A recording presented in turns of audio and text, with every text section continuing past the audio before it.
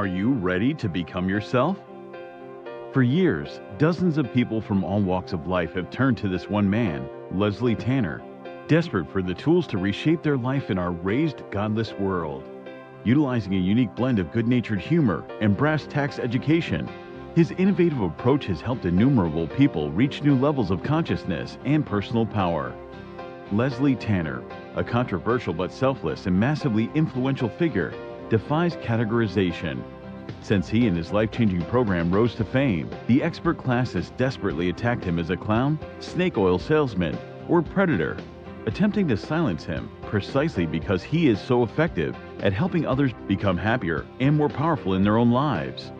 From the most challenged, the mentally ill, handicapped, women, and mentally retarded, to the most successful athletes, entertainers, business owners, medical doctors.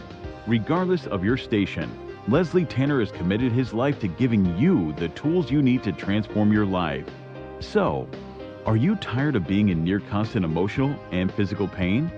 If you could snap your fingers and have $1 million, would you do it? Is there a you buried deep inside whose power and will yearn to be expressed?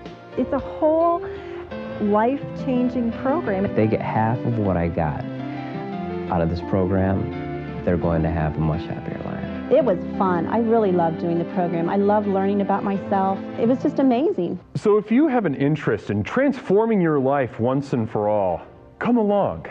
I have so much to show you. In a moment, you'll have the opportunity to call the number you'll see on the screen and speak to me, Leslie Tanner, directly.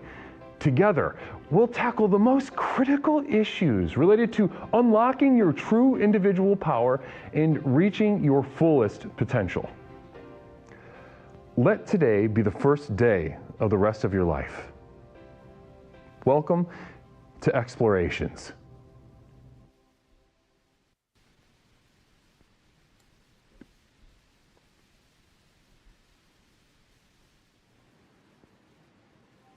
Ladies and gentlemen, tonight we are diving into a topic that is too covered. I know what you mean. Normally I look into topics barely covered by most of my colleagues and professionals, but ladies and gentlemen, tonight we are diving headfirst into a topic that is all too common. From sea to shining sea, we hear nothing but the experts chiming in about their roving opinions of nutrition. But tonight I set the record straight. Tonight, we look at nutrition as a tool of transformation. Namaste everyone, how are we all doing out there tonight on Explorations with Leslie Tanner? My name is Leslie Tanner, host, creator, and founder of the most effective personal power program in the country, Explorations with Leslie Tanner. The program with which we explore the universe, both inside and out, to unlock and unleash the power coursing through our veins, ladies and gentlemen. The same tonight is the same as every other night. We are saying yes to humanity, yes to reality, and yes to the power coursing through our veins. The ultimate power and potential, the power of the next level that we speak about so frequently here at Explorations. Onion Plug, Explore author, just saying hi, Explore. Listen, Onion Plug, it's so good to have you. I want you to know, I saw your little comment about your packages waiting to be sent in. I want to know namaste. I'm sending you a namaste and an extended namaste and a thank you for that. Blessings to you. XXV, looking very handsome. Very handsome. Blessings to you. Abortion survivor. Dodge that bullet. Nutrition, eat my ass, says the asexual widower. Namaste. I don't know whether to take that seriously or take it as a very actionable threat coming from you. You know I cherish you. Namaste, XXV. Blessings. Thank you so much for joining us and sharing that sentiment. Namaste to you. Now, guys, here we are on a beautiful Thursday night, and how are we doing? How are we doing out there? I want to check in with you guys. Of course, this program, this community, this exploration is nothing without the energy that each and every single one of you bring to the table. I'm not only talking to my normal explorers that I see in chat all the time, like Onion Plug, XXV, Pepperoncini, Plur, Bipolar, good to see you. Celestialist, also great to see you. I also saw Dropkick Discos dropping in, saying hi, dropping a little tip of the hat to us. Well, ladies and gentlemen, let me just see how everyone is doing before I go a step further. Before I go a step further, I need to know how the energy is in the room. How is the energy in the room tonight? Guru, I'm at risk of losing my 2-tub status. It's totally my fault for neglecting the program. I need the program back in my life so I can get to the next level. Help me, Guru. I can't be on food stamps. I'm a 2-tub kind of gal. Well, listen, if you were a 2-tub kind of gal, then you simply wouldn't be in this position. Here's the thing. We all have these ideas about who we are, what our lot in life is and should be, you know, what we deserve, things like this. And it is a sort of eternal refrain of the constant loser to say exactly like what you just said. Now, do I mean for that to hurt your feelings? As a therapist and as your guru, as you said, yes, I do. I mean for that to hurt. I invoke that word loser in the most hurtful way possible, and I want you to enter that into your heart. Allow that heat-sinking missile of hurt and to get that the soft, gooey caramel center of your heart and soul, okay? Namaste. And now, please take that seriously. You're not a 2-tub kind of gal. Have you experienced a 2-tub lifestyle? Yes. Yes, you have. Did you deserve it? I mean, that's a child's way to think about it. But ultimately, you know, the proof's in the pudding. 2-tub kinds of people have 2 tubs. And they're therefore classified as 2-tub kinds of people. You know, it's just like a loser saying, "I'm a winner, though. What am I doing losing?" No, you're not. You're not a winner. If you're a winner, you'd be winning. And you're a loser because you're losing. Period. And that should hurt. It shouldn't feel good. All right? Namaste. Blessings and namaste. Who do we got? What else we got going on? M. Robert Kopp is with us. Onion Plug thinking he's about to ascend. I love that. I love that spirit. Namaste. Then we've got, who else we got? Pepperoncini. I'm being a miserable troll today on twitch.tv. Now that's interesting. Thank you for sharing that. So guys, if you're looking out, if you're I'm just not in the mood today, I better not have it with any of those trolls today, is what you might be saying. You better steer clear of Hurricane Pepperoncini. Hurricane Pepperoncini is on the loose, ready to troll, ready to get you, ready to pwn you, ready to own you, whether to put you in a little bag and rustle you around. Namaste. Thanks for the heads up tonight, Pepperoncini. Producer brother Pepperoncini. Namaste. Bristle Legs. I'm playing with puppets. Leslie, that's wonderful to hear, Bristle Legs. Playing with puppets. Namaste. I'm imagining whatever you're doing, maybe in a dark room by yourself. You know, it's easy for us all to imagine a context in which an adult would say, I'm playing puppets. You know, maybe they're a street performer, maybe they're playing with children. But I like to take another option. I like to imagine what's really happening. What's really happening in a spiritual sense. So regardless of the trappings, regardless of the physical context, who knows where he is, what he's doing, I'm imagining him in the darkest and moistest of basements, playing with puppets, imagining a world that he could be a part of, but never will be. Namaste. We got Pepperoncini, your poop. That's just an example. That's just an example of the trolling what we're going to be getting up to today from Pepperoncini. I can't goddamn wait. Brother Pepperoncini has got one of the sharpest wits that we can find, you know, on twitch.tv. He ruffles feathers. He's not for everybody, right? He's not for everybody. He ruffles feathers, and sometimes he gets under people's skin.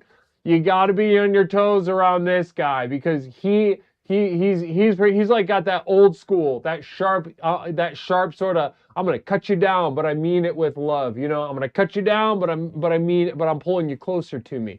That's the energy that it gives off. Blessings and namaste. Regular Rodney Dangerfield, a millennial Rodney Dangerfield. That's how I think of him. You know, I think of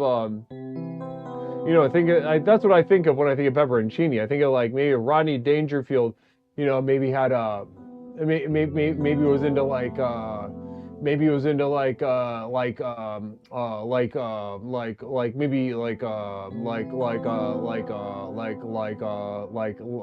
Funko Pop or something like that. You know, Rodney Dangerfield with a Funko Pop is what maybe, I don't know, the first thing that came to my mind. Namaste to me. But no respect. I don't get no respect. My wife said my penis stays soft while it's inside of her. And I said, listen, toots, my penis stays soft while it's inside of me. You know, I don't know if that didn't really make a lot of sense. I can't catch a break, but I can tune into the program, and that's what matters. Namaste, Historic Cupcake, blessings, and namaste to you. Thank you so much. Cupcake, can we get some namastes in chat for Cupcake for joining us tonight? Blessings to you, sweetheart. Great to have you on board for tonight's exploration. Oh my goodness, you gotta be kidding. You gotta be kidding me. Yeah, I don't mind if I do. A little bit of a Jazz Express, don't mind if I do.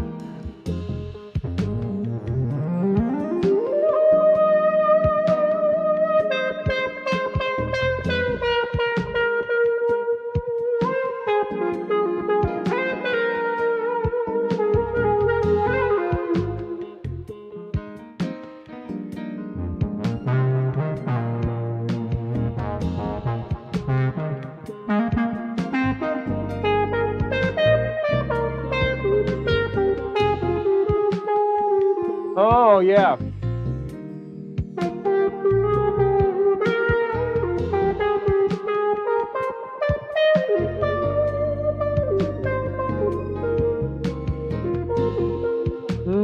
Yes. I can't believe I've neglected this guru. Namaste. Welcome on back, Historic Cupcake. Great to have your vibe. We've also had Drop Kick Disco popping in after a short. You know, that's the thing. Everybody always comes back. Everybody always comes back to the program. They understand the value. They don't come back on accident. They come back because why, ladies and gentlemen, the program works. The program simply works, and people know that. People know that once they get that taste, they can't get that taste out of their mouth. Namaste. They can't get the taste out of their mouth. So they might leave. They might say, oh, I can go get a taste somewhere else. I'm doing really good. The program worked and I don't need it anymore. Completely missing the idea of what we're all about, what we are cultivating, what exactly transformation means. And then their life goes awry. They come back. Leslie, give me the tools, give me the guidance, give me the help. They always come back.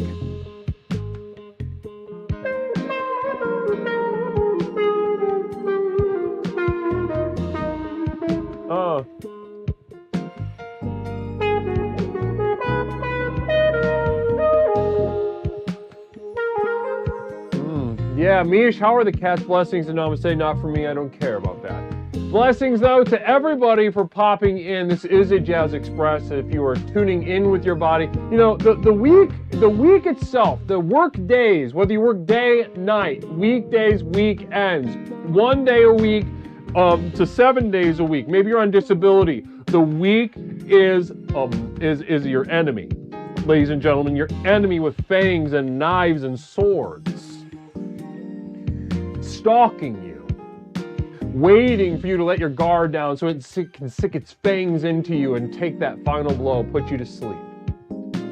Every single week the same, every single week just as exhausting, if not more, than the one that preceded it, ladies and gentlemen. And that's why we have the Jazz Express, ladies and gentlemen. The Wandering Robot Studio, I accidentally the whole bottle. Namaste.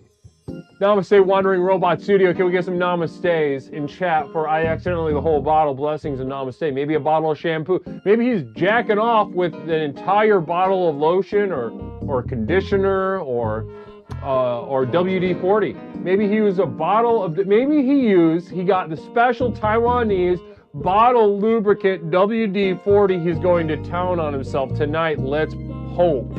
If you pray, pray. If you hope, hope. For Wandering Robot Studio jacking off with that special Taiwanese WD-40. Namaste. Dread, blessings to you. Dread, namaste. Oh, single bit. Tony G, single bit. Namaste. Wandering also. Tony G, single bit again. Dread, another single bit. Wonderful. Thank you so much.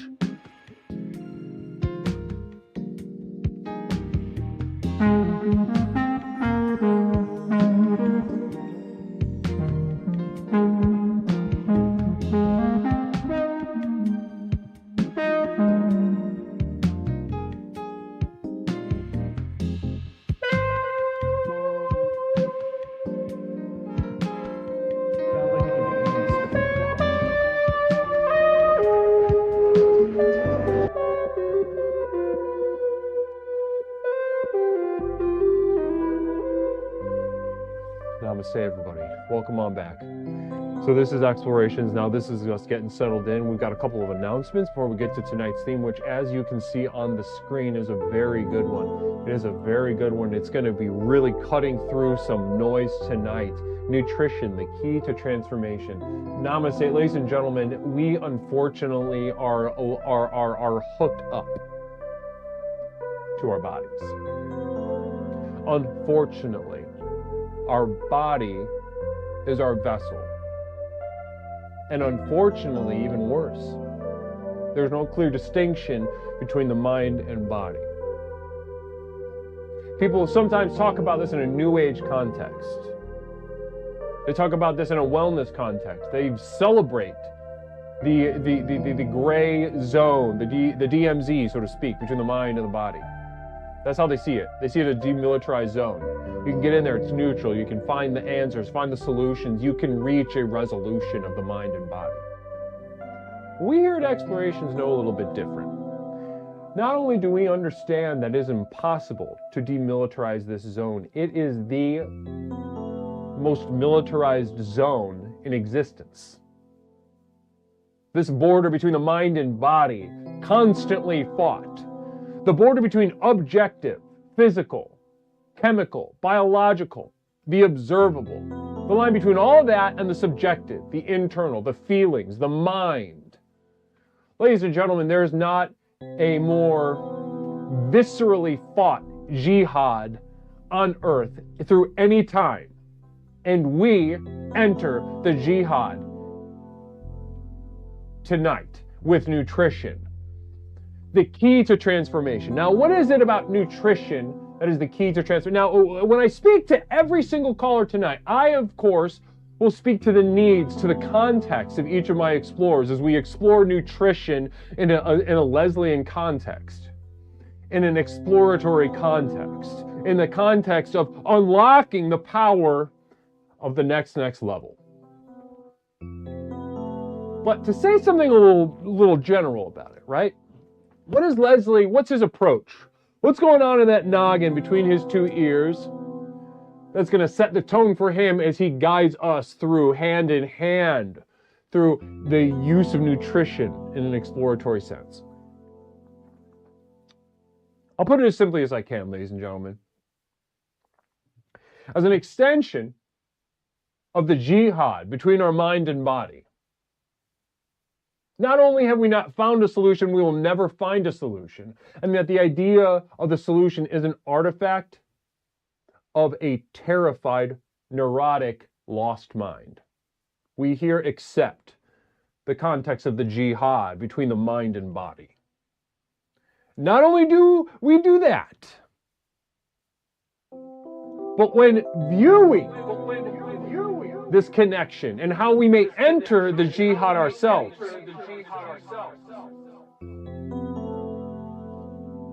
we accept that every tool will be of use to us in this context, in a war, in a battle. We are not seeking to eliminate the mind or body. We are not seeking to bridge the gap. We are not seeking to bring harmony. Ladies and gentlemen, we get into this ground to exploit the conflict, to work into the flow of violence inside each and every single one of us. As we know, this flow of violence, the irresolvable nature of these two things, mind and body, is the path to the power of the next level. So as we pick apart nutrition, will we be talking about carbs? Will we be talking about protein? Will we be talking about, minerals and vitamins, etc.? Yeah, sure. But will we be doing it to refine our mind and body? No. I would never do that to you. I just assume molest each and every single one of you. That's how passionate I am. I don't want to molest you. That's the thing. A lot of people say Leslie keeps threatening to sexually molest his chat. Only Twitch chat I've seen do that. I didn't like it. This is a fundamental misrepresentation of my hopes and what I attempt to communicate. When I say that I would rather molest you, that is to show you how deeply and profoundly and passionately I hold an edict of this program. So when I say that I would rather molest you than give you your exact macros to get a certain body fat percentage so that you can optimize and make efficient your body and mind to be an athlete, right? Or to be or to be holistic wellness. I literally would rather make a door-to-door stop to each one of your houses and just bare hands all over your privates. I don't want to do that.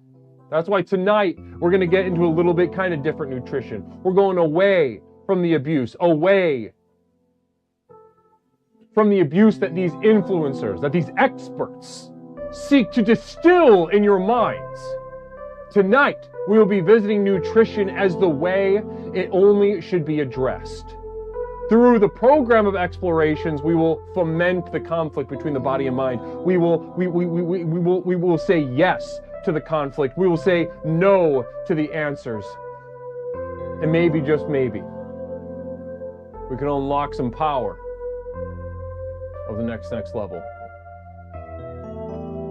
A couple of announcements before we open up the line. P.O. Box 47621, Chicago, Illinois 60647. Of course, send me a little something. I checked the P.O. Box and didn't find anything today. I would love to find a little something from you guys. Namaste, and thank you so much. Blessings to you. Now, in addition to that, guys, ladies and gentlemen, this Saturday we'll be having a private stream with my community of devoted light. Now, if you're looking for the postcard that I send out once a month, if you're looking for the access to the private streams that I do pretty much every week, if you are looking for the past podcasts, the past videos, downloads of the music, etc., ladies and gentlemen, what you're looking for is my community of devoted light. I'm going to go ahead and drop that link into chat. Go ahead and click that link. Details about how you can join my inner circle just for a couple dollars a month, access to the private streams, and not only that, you get the money that you pledge every single month. You get it back in Leslie points to use over on the interactions on our private server. That's right. I'm giving money away through this program.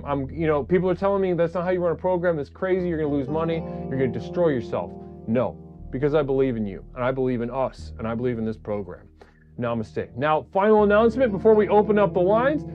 Ladies and gentlemen, starting August 3rd, we are a little more than a week and a half away. Very exciting time from the beginning of Power of Silence 3, the Power of Silence 3 subathon.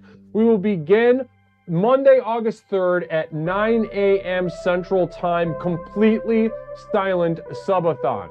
Clock starts at 24 hours, and I will not say a word.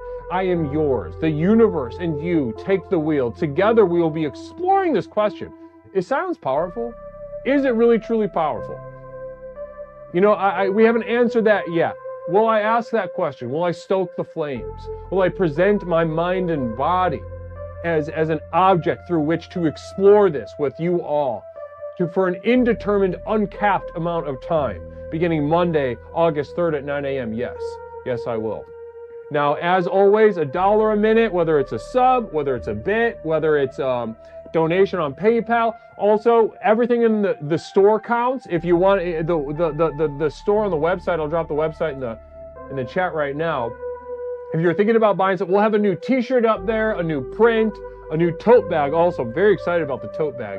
But if you are interested in looking at the store right now to just kind of size up maybe what you're going to take a swing at, there's the link in the chat right now. There are shirts, Dropkick. Yeah, there are shirts. There's a shirt that's there right now, and there will also be a shirt. There will be a new one. There will be a new one, which is really exciting. So $1 a minute. Like I said, you buy one of the shirts, put every dollar you spend goes a minute on the clock. Namaste, everybody.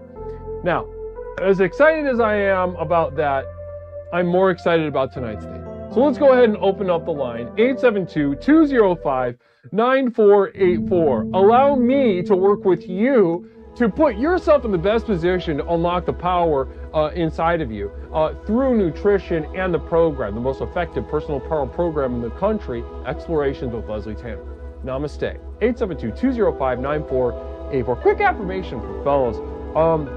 If you really think about it, every single guy needs to shave off an eyebrow at least once. Let's circle back. Let's circle back on that. Doofus, great to see you. Doofus, namaste. Yeah, Historic Cupcake, you guys have, and Dropkick Disco, you guys haven't been here in a while. Yeah, we got shirts, but if you're looking to buy one, I'd say wait, get your bang for your buck and wait for the Power Silence Subathon. Is what I'm saying. But yes, we do have that gray shirt, the Namaste classic style. We'll also have a new one up in a matter of days as well. What did I say I was gonna do? I said I was gonna. I don't remember. Namaste. Naked Comedy loves the Naked Comedy. Great to see you, by the way. How you doing, sweetheart? XXV, I shaved off my eyebrows in 2004. What were the circumstances around that? Oh, I was gonna run the affirmation back. You're right, Disengage. Thank you so much. Here we go. Listen, whether it is a cool thing to do, you're hanging out with some crust punk DIY noise guys, or if you are going through some like pretty serious PTSD flashbacks as a result of your service in the military, go ahead, shave off a brow. There, I think that one felt good. That one wrapped it up real nice. Namaste. Mr. Guru, I had 2 car accidents this week. Namaste. I had 2 car accidents. I had 2 car accidents. I love the phrasing of that. I had 2 car accidents, like you had babies. Or I had 2 Rubens. I had 2 car accidents this week. Like you got to enjoy it. Like, ooh, a little. Right? That's you, right? Oh no, that's you. Namaste, Naked.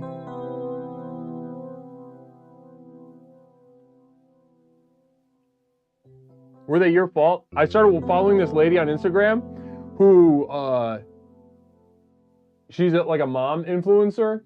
And she showed up in my algorithm because she's losing her mind about having, got this, she was leaving her driveway. She looked behind her, didn't see anything, said, fuck it, ran over her 2-year-old and cracked his pelvis. And every single post she makes about it, she never says, I hit my kid with the car. She always refers to like an event. Like oh, that thing happened, or that we're going through something. But it's like, bitch, you hit your little baby with a car. It's hilarious. It's hilarious. It's tragic, right? It's tragic. This boy is going to be fucked for the rest of his life. He's been in and out of the hospital. She keeps making posts about it. She keeps making damn posts about it. And wellness posts about her life, not even about the kid. The posts are like, I really took my time in my walk on the way to get coffee this morning. Things have been so crazy. Our routine is completely off. Me and Kevin have been really focusing about, making sure, we focus on the family right now, because the family's the most important. But today it started to drizzle, and on my way to get coffee this morning, and I just took my time. I said, I'm going to feel this rain. I'm going to feel this rain on my skin. I'm going to take this for me, and I'm going to take what I can for me, because as I take stuff for my family, I take stuff for myself, I take stuff for my family, and then I take stuff for myself, and it's a loop, because I'm a mom, and things happen. That car hit my kid, and things just happen. I love women. Namaste. Disengage. Blessings to you. No one else can feel it for her. Exactly. Someone just get in her comments and start giving her lyrics. Start giving her little pieces, right? Little pieces. I love that. Any mothers in chat that can relate to that? I'd love to hear from some mommies. Can we talk to some mommies in chat right now, please? Real quick affirmation for women. It's okay if you're not beautiful. Free yourself from the yoke of positivity.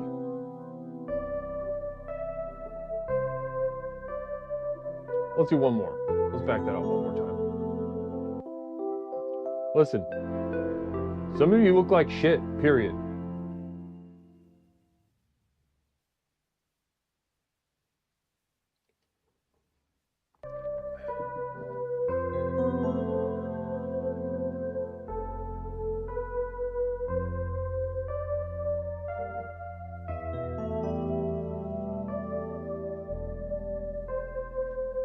Eight 872-205-9484. 872-205-9484. Nutrition, the key to transformation. Tonight on Explorations with Leslie Tanner.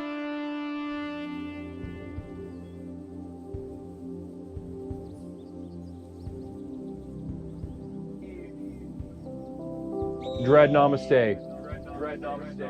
Fram nothing. 98 bits, nothing. I guess I responded to it. You get a Leslie response. I'm just drinking coffee tonight. I'm drinking I'm drinking instant Bustelo. Instant Bustelo coffee grounds, instant. I like it. I like it. I like it. Let's go ahead and answer the phone. Caller, welcome to Explorations with Leslie Tanner. My name is Leslie. What is something I can call you tonight? Hi, it's Sam. Sam, how we doing tonight, hon? How are you? I'm okay. As you saw in the chat, I've had an eventful week. Yeah, I saw that. I was maybe hoping that we could get into that on your call. If you did call, I'm glad you did. Now, yeah, so you shared with us that you, quote, had 2 car accidents this week. Can you give us some, can you put some details, fill in the blanks? That sounds terrible. Yeah, definitely some spirit is after me. I had them because I was not in one of them. I was physically not even in the car. That was just the bug man, the Orkin man, speeding through small streets, almost totaled my brand new car. But luckily it is. Oh, just some wisdom I'd love to share with the chat. Sure. If you have a leased vehicle and it gets totaled, you just get fucked. So don't do that. So wait, if you have a leased vehicle and it gets totaled, you can't. They won't give you a new one? Yeah, no one gives you any money. No one gives you a new car. You just get fucked. Like, do you have to keep making the payments to finish out the contract? No, I guess that's the one thing that happens. But there's nothing. Good. Everything goes away. Yeah. And that's But I did find out that guy got fired. You found out, what was that? Say it again? The bug man that hit my car did get fired. Interesting. Okay. Yeah, he got fired. Was he fucked up? I mean, my car was parked on a very small street. And it looks like he must have been going fast because he smashed into the side. And the note he left was, a car was coming at me, I had to swerve. But you can see everything, and I guess it was at 11:30 a.m. So I feel like he had to have been something. Right. His nutrition wasn't great that day. So a car was coming at him and he had to swerve? Was there truth to that, or there's like a ring camera with anything on it? No cameras. We're kind of off the grid, but that's another piece of wisdom for chat. The difference between a felony and just a car accident is leaving a note. Quick heed. I didn't know that.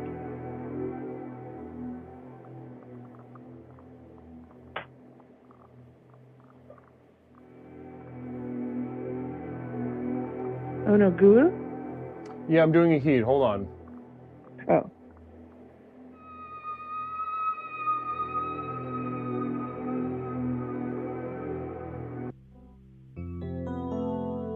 Namaste.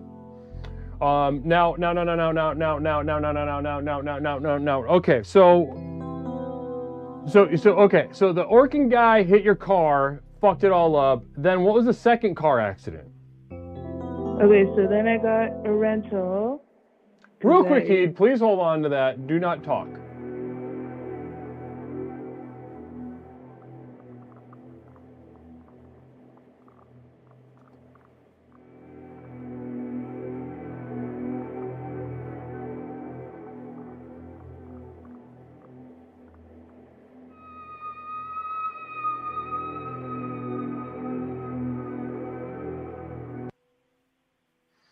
Namaste. Namaste to Pepperoncini.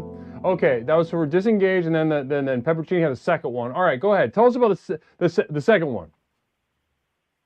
Okay, I had a rental car. Real quick, psychic emergency. Please hold.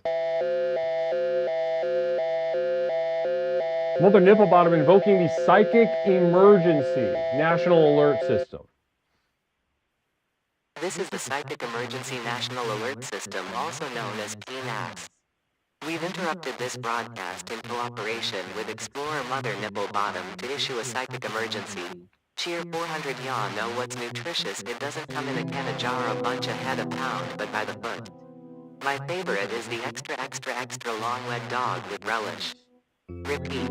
Cheer 400 yaw know what's nutritious, it doesn't come in a can, a jar, a bunch, a head, a pound, but by the foot.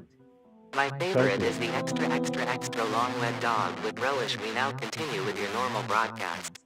Sensual undertones to that one. Namaste, Mother Nipple Bottom. Can't thank you enough for that. And to raise that to the level of emergency is such a gift. Thank you so much. We all need our nervous systems. We all need a little punch in the nervous system every once in a while. I appreciate that. Now, okay, so back to you. Rental car. Then what happened? The window exploded. I wanted to get it in before the next one.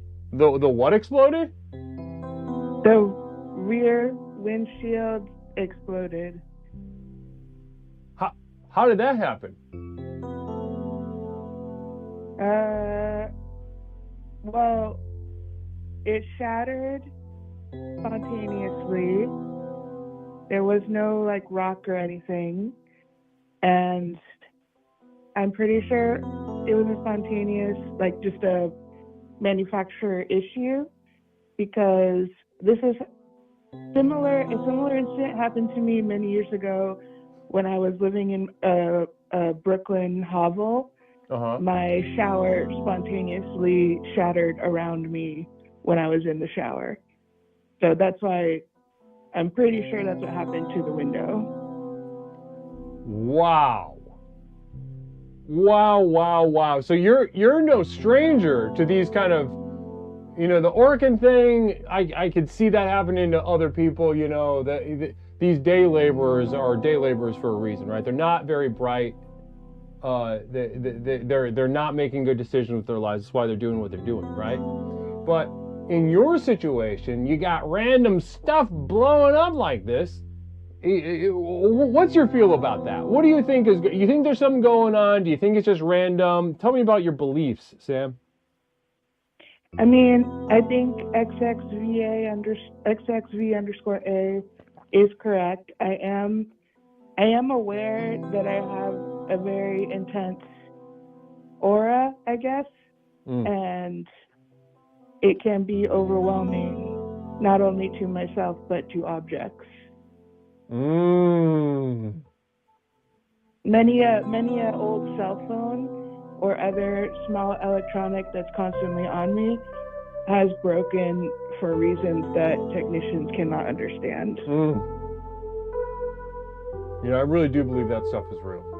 I think there's something to that. I don't know what it is, but wow. I don't know if it's psychic, but well, I'll tell you one thing.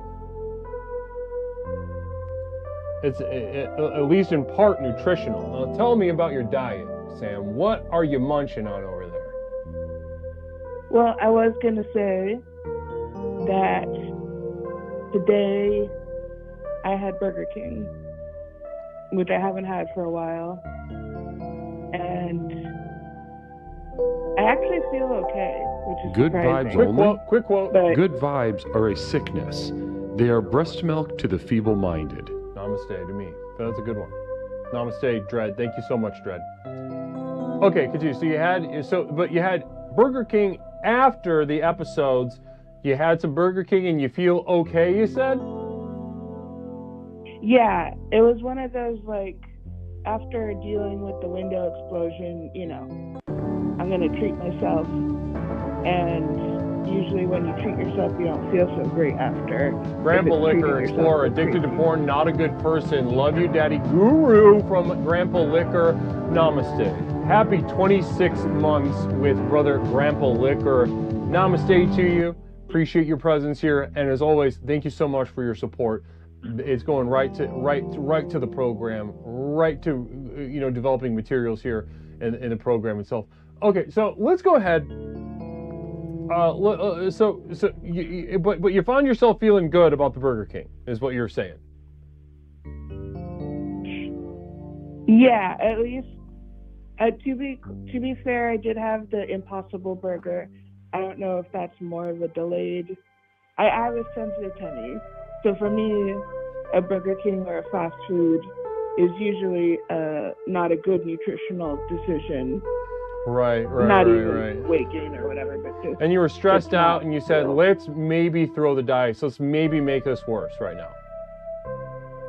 Yeah, when I don't feel so well, the energy level is not as intense, And I'm now in my second rental vehicle, finding out that, a lot of it's going to come out. I'm going to lose like a lot of money because of this stuff. So I figured let's tamp down the energy. Let's kind of cocoon.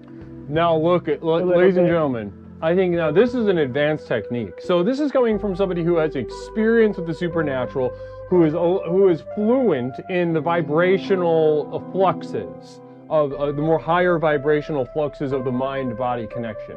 Now, and when things are going awry, when the power is too great in this specific arena of Sam's life, what does Sam do? Sam does some an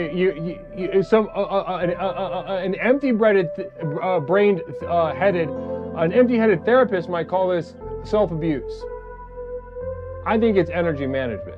I think it's extremely effective energy management. I think it's right to make yourself a little depressed. I think if you felt resilient right now, if you felt positive right now, I would be shelling you as a therapist.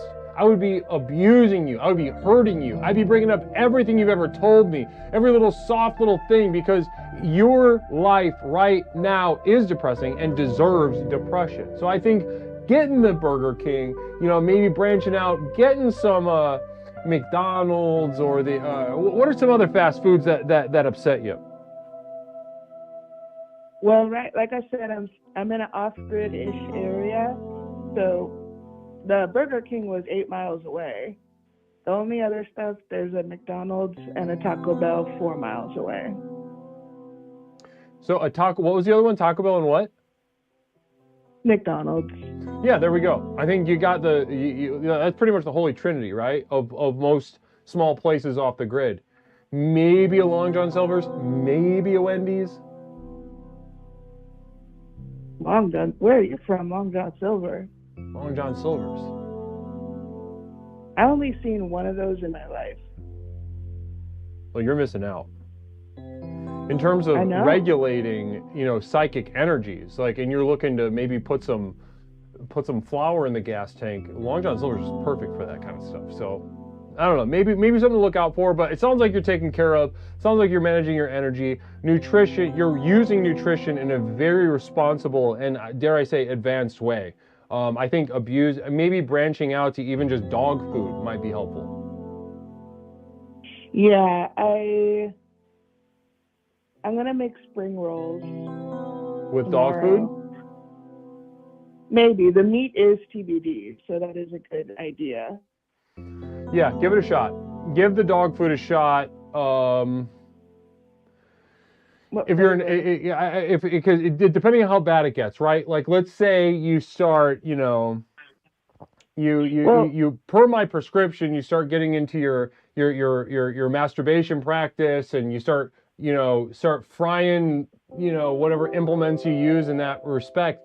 Maybe consider eating dog food and then giving it another shot.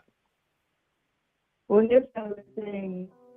So now I was in a regular. Hold on, you're breaking up. Say that again.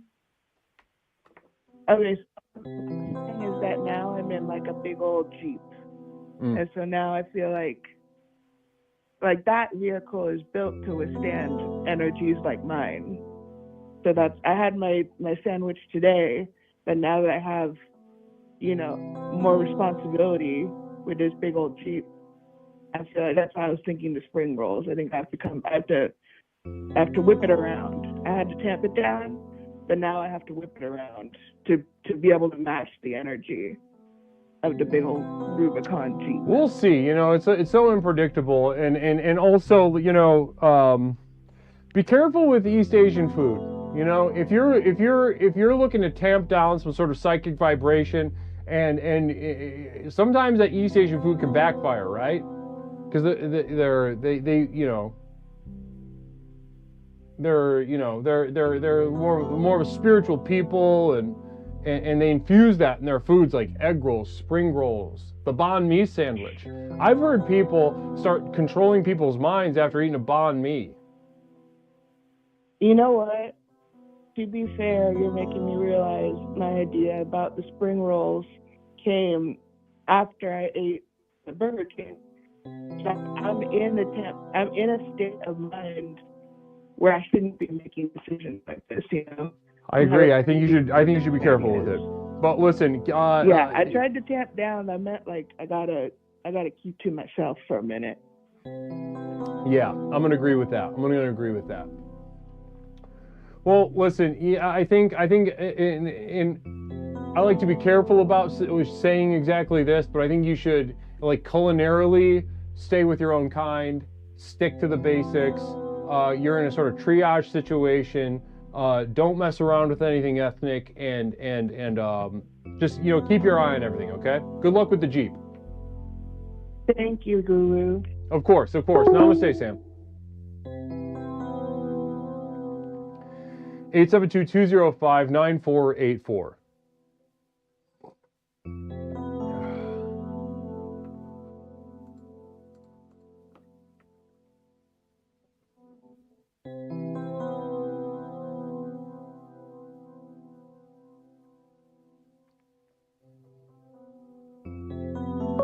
Namaste, Bajib. Good to see you. Caller, welcome to Explorations. My name is Leslie. What is something I can call you tonight? You can call me XXV. XXV, good to hear from you, dude. How are you? I'm doing okay. I enjoyed that last call, and so I just kind of wanted to follow on with that. Oh yeah, come on in. The water's fine. You're inspired. I love this. An inspired XXV. Watch out, everybody. What's on your mind, XXV? Tonight we're talking about nutrition as a tool of transformation. I feel like as a poor, I don't get the nutrition I need. You say as a 4? Like a 4 out of 10? Poor, P-O-O-R. Somebody with not enough financial means. How would you rate yourself, though, now that we're talking about it?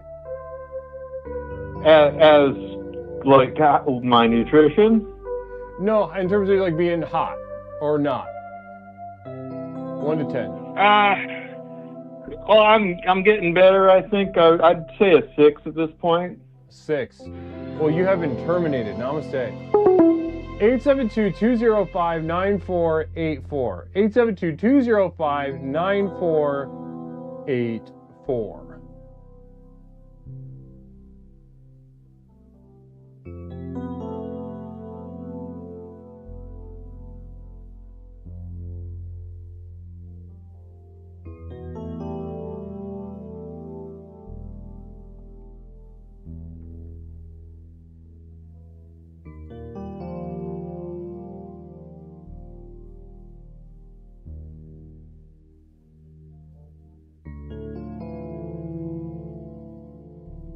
Hold on, I messaged a...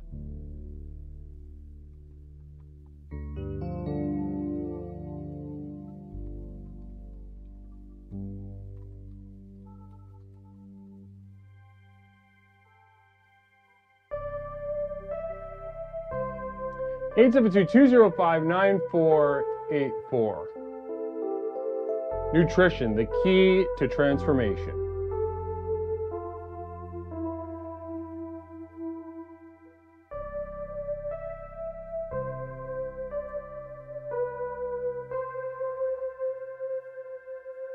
Rihanna says, I hear protein makes you hot. Interesting.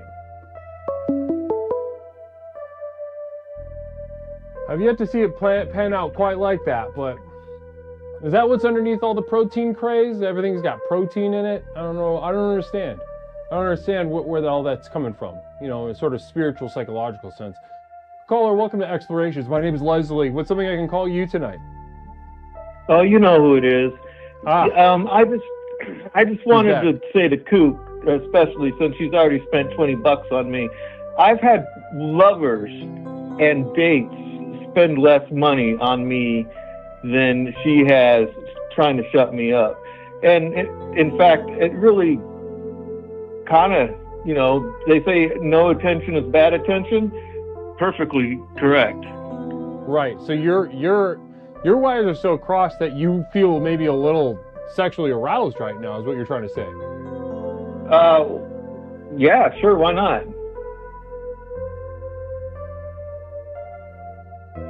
Beautiful. I love that. So Kook sort of, you know, whether Cougar Pie meant to or not, is actually sexually arousing. XXV.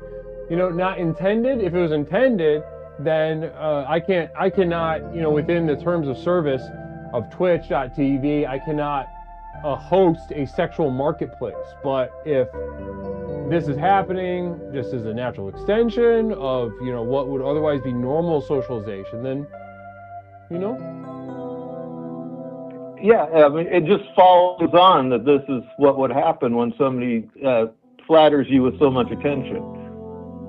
Right, exactly. I'm thinking. I know exactly what you're thinking. I'm right synced up with you. I think there's something. I think there's something too. Even that getting it's either, you know, you can get that bad boy attention. Negatively speaking, get bad boy attention, or you can get little brat attention. Either way, you're terminated again. Namaste.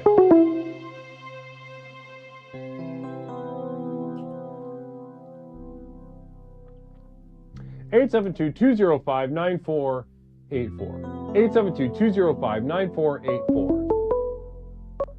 Caller, welcome to Explorations. My name is Leslie. What is something I can call you tonight? Hey there, Guru. It's Wiki. Oh my gosh, an early night Wiki Wiva call? How are you tonight, brother? I'm doing great. How are you doing there, Guru? I'm doing wonderful. It's great to hear from you. I feel like we're just getting the night started on tonight's theme, nutrition. Tool of transformation. So tell me, Wiki, what have you been up to? What have you been doing lately? I've been touring around. We've been doing little shows, a little different time music, having a good time. I'm thinking about next time you have that budget stream, I might want to become a new budget again. I'm just getting too much coochie, you know, and you get too much, sometimes you want to tone it down. I think I need to become a newborn budget. I need to reclaim my virginity. I think I'll just be getting around town too much, Guru. You know, I'm going to struggle. Yeah, I've got some bit redeems to finish. So I think we're going to add a renewed virginity pledge. And among a couple other things, but we'll see. Yeah, I just was making myself a little note. So you find yourself, you know, belabored by the amount of pussy you are getting. Am I hearing you correctly?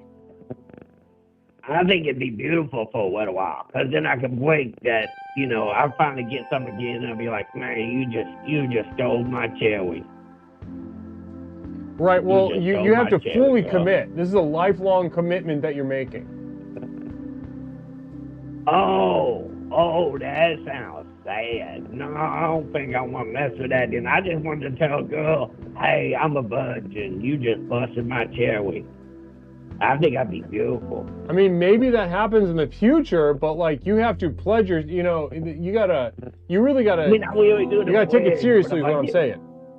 Yeah, I would take it very serious, but at some point, I'm pretty sure some girl, you know, that stinky lanky would get to me, and I'd be, there's nothing I can do. I'm just drawn to it like a cat to milk. Namaste. Namaste. Mother Nipplebottom will have a communal vision on the screen in just a moment. Well, listen, I'd love to put something together for you so you can sort of repledge your virginity, because I would like to see you. I would like to see you make that pledge. I think you spiritually could really benefit from it. It sounds like, what are the negative effects? Mother Nipplebottom, though.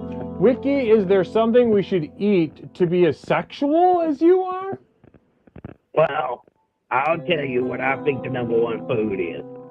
And if it was a number one and you were going to have a top dog, another one just on top of everything, I think it'd probably be the deviled egg. Deviled eggs are the sexiest food that you ever have. I think they sexy, they portable, you can take them to funerals, you can take them to weddings, like a cookout, even potluck. I mean, they just go over like, you know, clam chowder in New England. Everybody loves deviled eggs.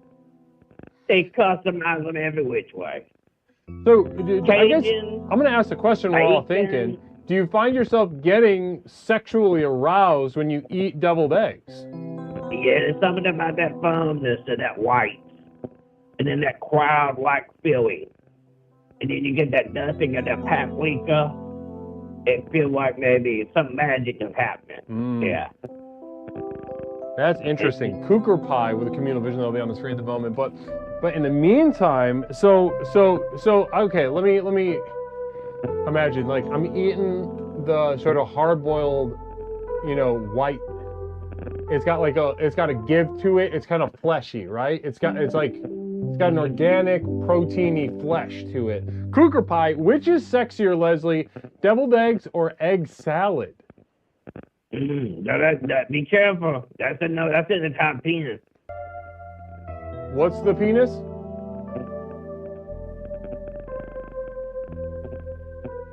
Did you say one of them is a penis?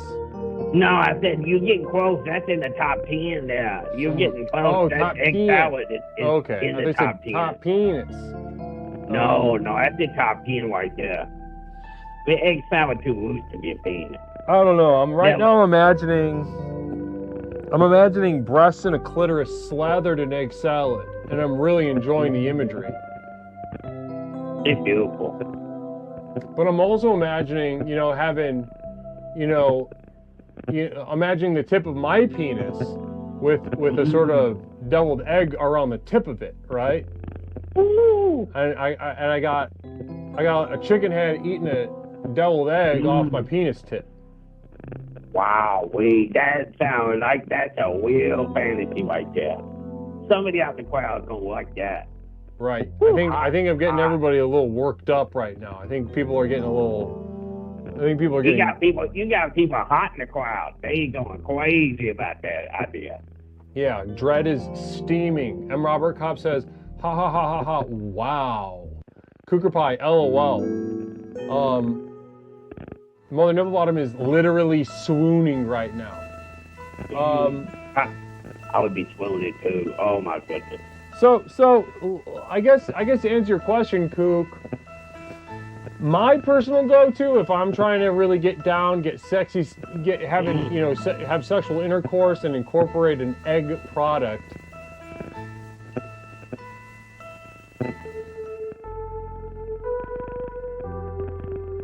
I think probably the deviled eggs, because you get the flexibility, right? You get the give of that soft flesh of the egg white, then you also get the creaminess of the egg yolk, that egg yolk mayo mixture.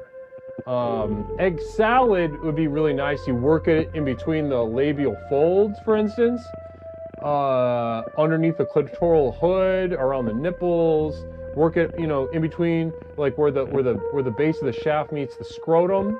I think those are fantastic places for egg salad, but ultimately, you know, I think the flexibility, texture-wise, of the deviled egg lends itself to a more, you know, totalizing sexual experience. Clean up on out too, anyone? Clean up on out too. Clean it up, janitor. Exactly. That's what I'd like to put, yeah. Clean up on out too, baby. Now, listen, Wiki, what are the, before, you know, everybody hears about your sexual escapades, they get excited, right? They think, I want to be like Wiki Wiva. Namaste, Sugar Tuts. Sugar Tuts, namaste, and welcome on in. Welcome to Explorations, the most effective personal power program in the country. Blessings and namaste to you. Thank you for your presence here tonight. Now, Wiki, when they hear about your sexual exploits, they're like, oh man, I wish I was like Wiki. But it sounds like maybe there's a dark side, maybe there's a downside, maybe there's a con list, or, you know, some ways that it's not perfect. What are some of the negatives that maybe those of us that don't have as much sex as you have, Wiki, what are some of the downsides that we might not see in that kind of lifestyle? Well, when you get the pounding too much and you get too much leg, and then, you know, it can go really south. I mean, you eat, it's like a ham sandwich every day. The college educated should be kept away from politics, the same way a schizophrenic should be steered away from the Bible. They need our help. Okay, say all that stuff again. I said it's just like, it's like having a ham sandwich every day. A ham sandwich is good. And it's nice to have a ham sandwich. Those are tasty. But then you have them every day, and it's like, man, I'm tired of these ham sandwiches. And you're always looking for the next big break, the next big food group. And there's nothing above that for me. I don't have any weird curiosity with any other kind of things, really. My mind just focuses on the ladies, and I don't know why that is.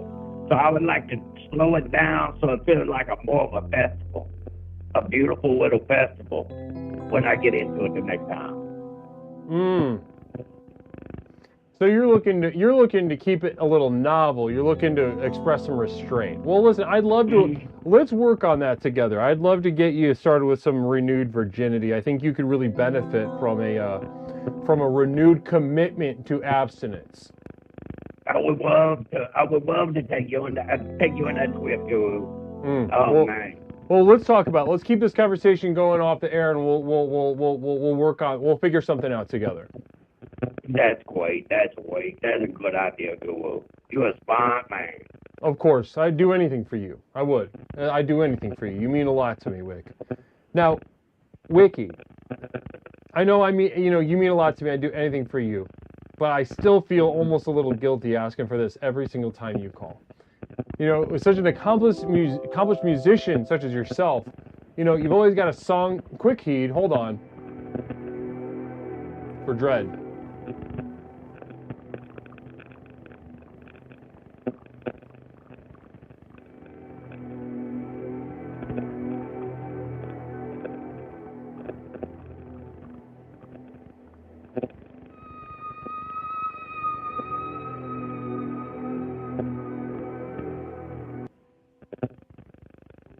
Namaste. Blessings to you, Dread. Thank you so much for those bits, and hopefully that was a really not just necessarily, you know, edifying heed, but it maybe provided you with something that you even needed more than an edification. Unfortunately, it was very intense.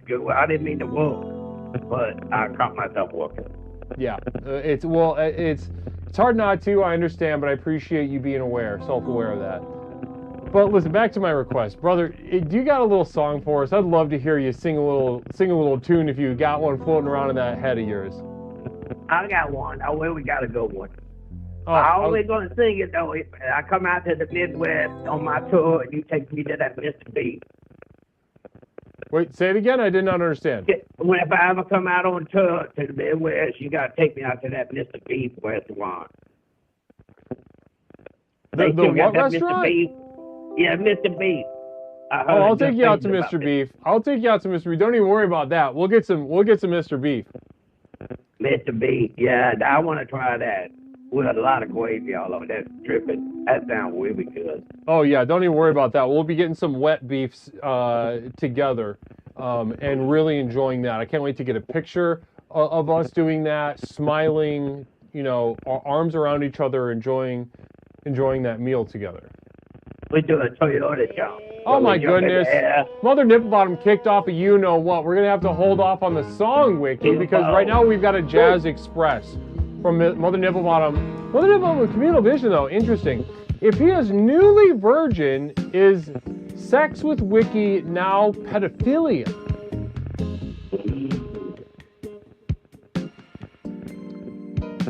Yes.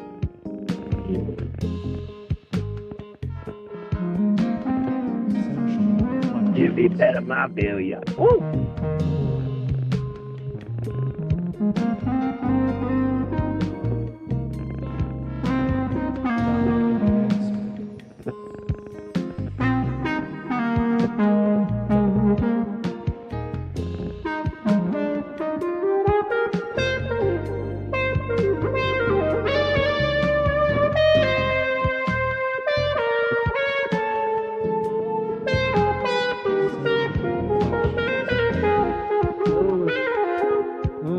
Namaste. Wiki. You hearing that a little bit? You hearing a little bit of my message tonight? Oh man, that's deep. Here's a little bit for you too. Deep.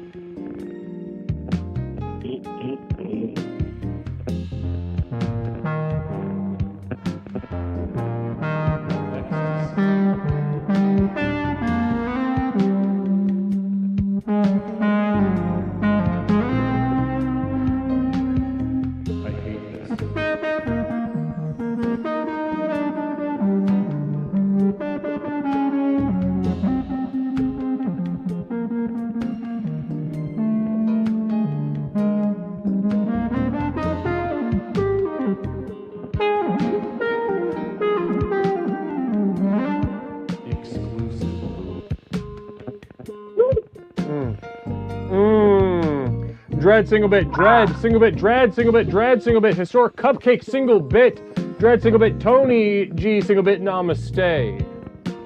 Wow. That fire out there. Ooh, them people don't know what they get, that fire, baby. Yeah, namaste. Thank you so much. I can't thank you enough for your contributions and keeping this jazz train rolling along. Namaste. Dropkick disco, single bit, dread, single bit. Cougar pie. That cougar sending the big one. Cougar pie. Wow. Generous beyond words is Cougar Pie this evening. 25 community subs. 25 goddamn community subs. Namaste to Cougar Pie. Blessings to you. What a beautiful person. What a beautiful person. Well, you know what? Thank you so much. I can thank her for it, but ultimately my thanks, is not necessary. She's a woman who understands the value and importance of a program like this. She sees it effective. She sees it affecting how many different kinds of people every single night we stream. And she says, yes, let me be a part of that. Yes, let me help this program get to where it needs to be. Let me get this light into the different corners of this internet. Let me be a part of this transformation. Namaste. Let me massage it into you. Right there, she give me a massage. See, there we go. Cougar Pie just says, I prefer not to be thanked. What do you think? What do you make of that? What do you make of that? Not to be, well, I get it. It's like at your birthday when everybody's singing, you don't want no attention. You just want to do the work. You don't do the good stuff. Just communicate.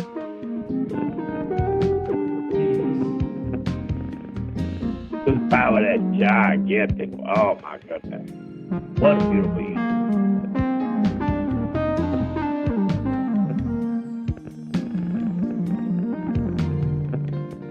Namaste, Cook.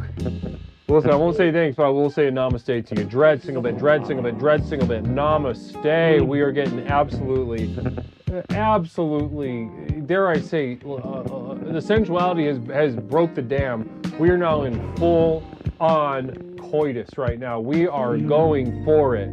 Spiritually speaking, you know, nowhere in the Twitch TOS does it say you can't do sex shit in chat in a spiritual sense. Evanary, namaste, welcome on in. Nowhere does it say if you can tap into the high vibrations of sexual intercourse, of having sex without touching. You know, they don't say you can't do that. So everybody listen, I want you to know my body is in full intercourse with each and every single person watching the chat right now, be that on Twitch or YouTube. YouTube's been quiet tonight, but I want you to know I'm having full-on, spiritually speaking, sexual intercourse with every single one of you right now on YouTube.com. And I know if you're on YouTube Live, no one's touched you in a long time. I know that. As a therapist, I know that. And I want you to know that I even cherish the gift of touching you even more. Scotty, namaste, 50 bits. Very generous. Historic Cupcakes, 69 with the message, sex number, LOL, namaste. Having some fun while we're at it. It's from heaven. What a crowd. They dropping. I know, they're going crazy. They're going crazy with it, Wiki. Oh my goodness gracious. Now, Wick, if you could... Like Jack. So it's funny that, you know, when brought back into your Arcane Services, 101 bits. Wow! Dread, single bit also. We are getting crazy right now. I don't even know. I can't see the Twitch chat. I know that it's getting nuts. They get really wacky. I don't know what even, I don't even know what level of train we're on. I really hate I think we're on a 6 or maybe a 7. It get weird in here. It get wacky good. No way. No goddamn way. Mother Nimblebottom says, I do not consent. That poses an interesting situation, huh? Namaste. That's vibration. Dread 86, blessing single bit. Namaste once again. Now, Wiki.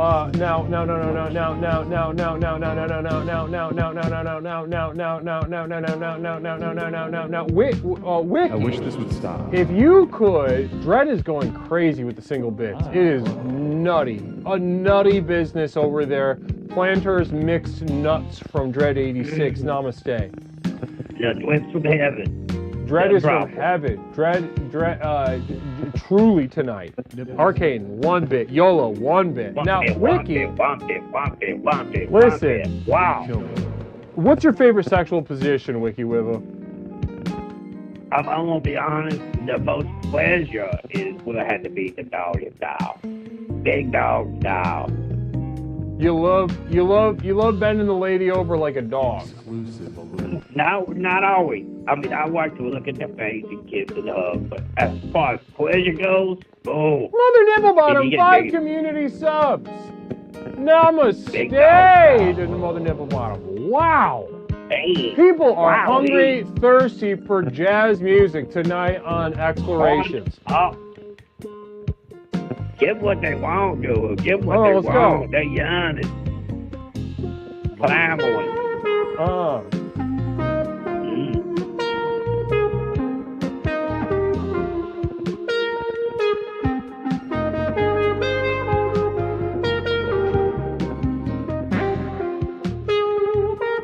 Here we go. Damn.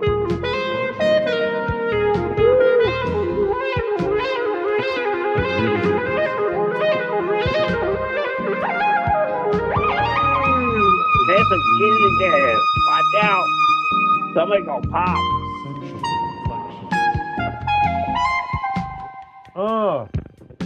Wow. Shower us with Jazz says Dread. Shower us with Jazz says Dread. Namaste. Arcane single bit. Rihanna single bit. Rihanna single bit. Rihanna single bit. Rihanna single bit. Tony G single bit. Rihanna single bit. Rihanna single bit. Dread 3 bits this time. Pierogi resubbing. Guys, can we get some namastes for a happy 24 months some namaste. Well, we have the 2-year mark with Pierogi. Isn't that something, Wiki? Wouldn't you have guessed that Pierogi's been here longer than that? I know it feels like he's been here for like 4 years. Pierogi, like, he's always solid. He's like rock solid. He's like a bedrock. Isn't that something? Isn't, yeah. It's crazy. You know, his presence here simply cannot be denied. No. Even though he's Canadian Maple Leaf, I still love you, Pierogi. I wish this would stop. You got the fuzzy beavers up there. Woo!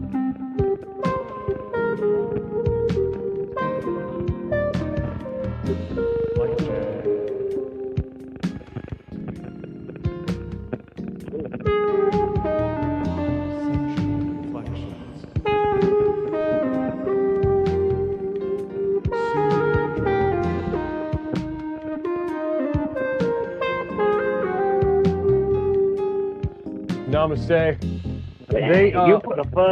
You put some cream on top of that chocolate. Yeah, exactly, Wiki. Exactly, Wiki. Just a little bit of, not, you know, whipped, but not too whipped. Still got some sort of a grace to it. We don't go for the stiff peaks always.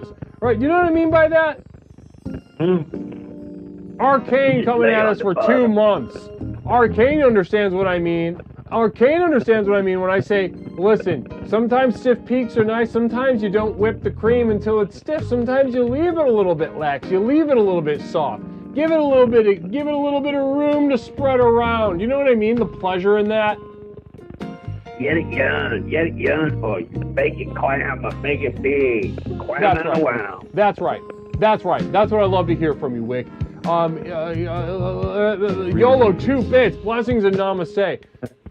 Now, Wiki, listen, I know we've got some like real life virgins in the chat right now. Some real virgins who have never had sex. And, you know, what kind of advice would you give them? You know, people that are in chat thinking, how do I crack the code? How do I have sex, you know, with my penis or vagina or whatever? What kind of advice would you give to somebody who just can't make it happen for themselves? The first thing is, if you're not good at talking, you're good at a little bit of talking. Just go nice to somebody. Say hello. You look beautiful today. That's where, sweetheart. And now sometimes you get your foot leg in and say, oh my goodness, beautiful. Beautiful. Yeah, I call you beautiful. Damn. Would you like to coffee over some coffee? Or maybe we get a sandwich. And then you walk into the steps, slowly bring them up. Don't make it all about you. Sometimes you make it about them. You take it all there. And then you slowly work your face. Don't go too fast. You don't want to pop off. Not too quick. All right. Wow. Now One step at a time, young man. That was a damn Jazz Express. Namaste, everybody. Wow. Thank you for being a part of that, everybody. I appreciate that. You know, all the subs and the bits. That was absolutely tremendous. That was amazing. The level of support and enthusiasm for this program is something that, you know, it's absolutely, you know, it humbles. It humbles all who see it because they understand that there's a reason, there's a magic, there's something in the air, an electricity with this community. Namaste to you. Namaste to every single person in chat right now. Blessings to you. That was a beautiful moment. That was beautiful. Now, Wick, back to what we were saying, brother. Listen, I paused the music on my side. I'd love if you could still share a little bit of music with us tonight. Well, this was a little bit different. We trying some new stuff out. And I'd like to try this song out and see how everybody likes it. Some people may not, but we're trying to switch it up. We're doing, you know, original tunes and covers, and I've been working this one up for a while. Ooh, all right, I'm ready. Listen, the music, the stage is yours. You take us on a journey with you. All right, here we go. A one, 2, 3.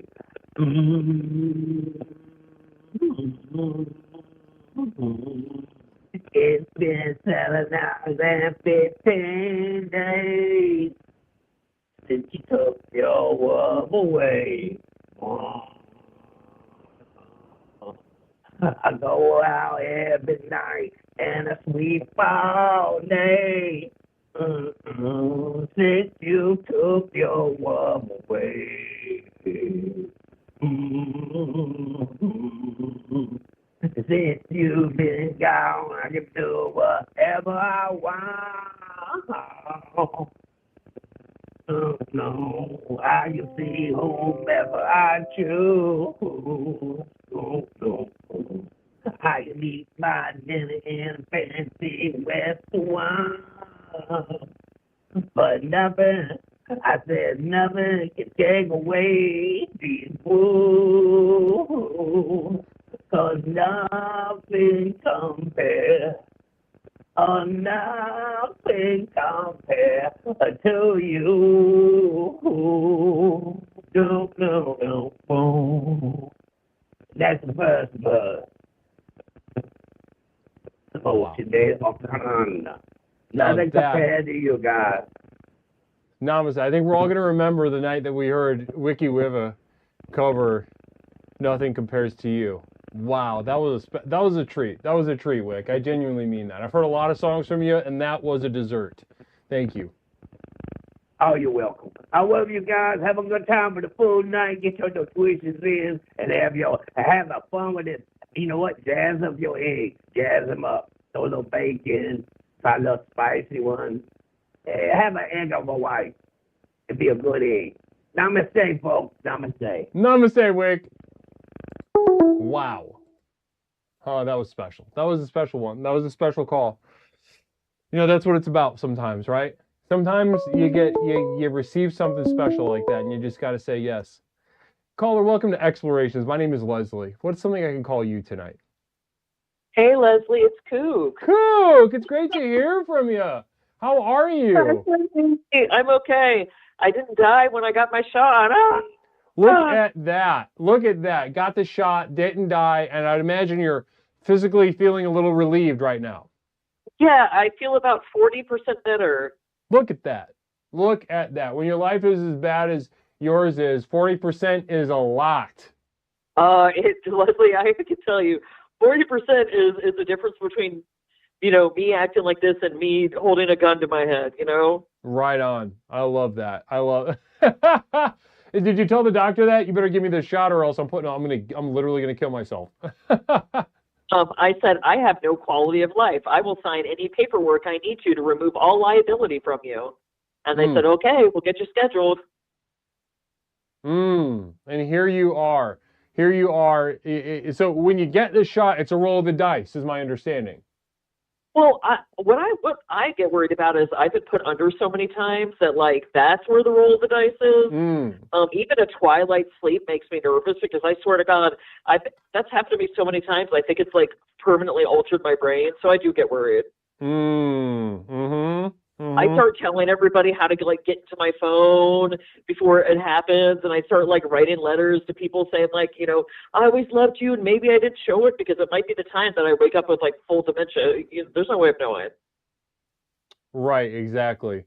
And so, and so you write letters before this, right? You write little notes and letters? Text. I'd like text and be like, oh, I always respected how well you did at your job and that you're able to be a parent and a successful parent. And, I always envied that and I really respect it and all this stuff to people that I like. And I make sure that they show me that they know how to get my phone or they know who to contact. I do all that kind of stuff. Wow. I mean, ladies and gentlemen, I think I know I'm not alone in noticing a difference in tone right now with Kook after this shot, right? There's a lot of genuine sentiment coming from you. There's the boots off your neck right now. Oh, I'm frequently being genuine, but everything I say, if I'm joking, it's partially true, and everything time I'm being truthful, I'm partially joking. But usually there's a good amount of genuineness in everything I say, even stuff that's terrible. I guess genuine is maybe not the most accurate word to use for me. I guess maybe because I would never call your resentment or your vitriol sort of performative or phony by any, like that stuff is genuine, and that's why I cherish it. Yeah, yes, fully. Yeah. Well, listen, I'm glad. I genuinely am glad that you're feeling better.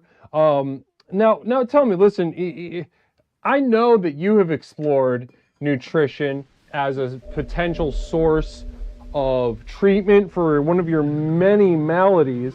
So tell me, how many different kinds of nutrition like fixes have you tried, and did they work? The only thing that really has been very helpful is trying to balance my meals around protein and eating at a lower calorie, eating at, a bigger calorie deficit. I have a very small total calorie expenditure compared to other people because I'm disabled. So it's best when I can get around like 1,200 calories, but frequently that does not happen, bitch. Right. I mean, that's not a lot. Yeah, no, it's not a lot, and I'm short and I'm disabled, so I can't eat a lot.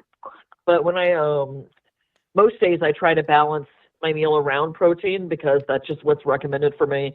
And I'm pre-diabetic too, so that's another thing. So and I'm on a GLP-1. So you got to watch the sugar and the carbs and whatnot?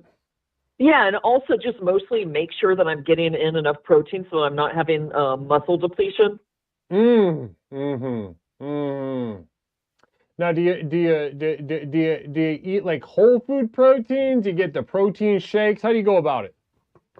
Well, most of the time I eat whole food proteins. I eat chicken, rotisserie chicken. I eat tuna. I eat canned salmon. I eat sardines. No one can ever pry canned foods from my cold, dead hands. I just literally love canned food so much, and I will never stop, and there's nothing anyone could ever say to me, doctor or God or anyone, that could make me not like canned foods. The white trash is strong, and it's going to stay that way. That's some white trash. That's some poor white trash shit. Canned food. Yeah, I stuck liking what I like. You could throw money at something and your tastes don't change. Not really. Sometimes I'm at a very nice restaurant and I'm like, I could be eating canned tamales right now. So you know what I mean? It's bad. It's terrible. Yeah. Canned tamales. Sometimes canned tamales hit really nice. They do. I even like corned beef hash. Honestly, it's sad. There's a lot of stuff that's like, that a lot of people will be grossed out by. But I just can't. I grew up eating canned food, so it stayed with me. Corned beef hash is pretty much dog food. I know, but I love it. I'll be eating a good ass meal, Leslie, and I'll be like, sometimes I could be fucking eating sardines on saltines right now. Do you make your corned beef hash crispy? I've never had a sardine on a saltine. Is that good? I mean, I like it, but I really like saltines. Like, if you don't already start off with a base of liking the worst cracker, you're probably not gonna like it. But I love sardines. I love sardines on saltines. Codeman 73H1337 says, I didn't even know they sold tamales in cans. Oh, canned tamales are one of the oldest canned foods we've ever had. Like, you should look into it. Like, they've been around forever. Yeah, check it out. It's good stuff. Yeah, they're pretty good, honestly. I mean, at least I don't eat like SpaghettiOs or something. I'm able to keep myself from doing that. But yeah, there's a lot of stuff that I don't even let myself eat because that I crave. Like, I would probably eat way more bologna than I do if I allowed myself to do that. I'd probably eat more Spam than I do if I allowed myself to do that. Oof, you're getting me worked up. Oh my God, it's so good. I love it. It's a problem, but I don't. Most of the time I just eat chicken with in a soup with various vegetables. I eat a high protein chicken soup every day and with a toasted high fiber tortilla. That's what I eat nearly every day. And it's just at the grocery store. Wait a minute. It's just at the grocery store. Go to the part of the grocery store where it stops being canned vegetables and it becomes canned other stuff. You'll find it. Go look. It's so easy to find. Looking for what exactly? He's looking about where I find the canned tamales, and it's like you probably have to go. The vegetables.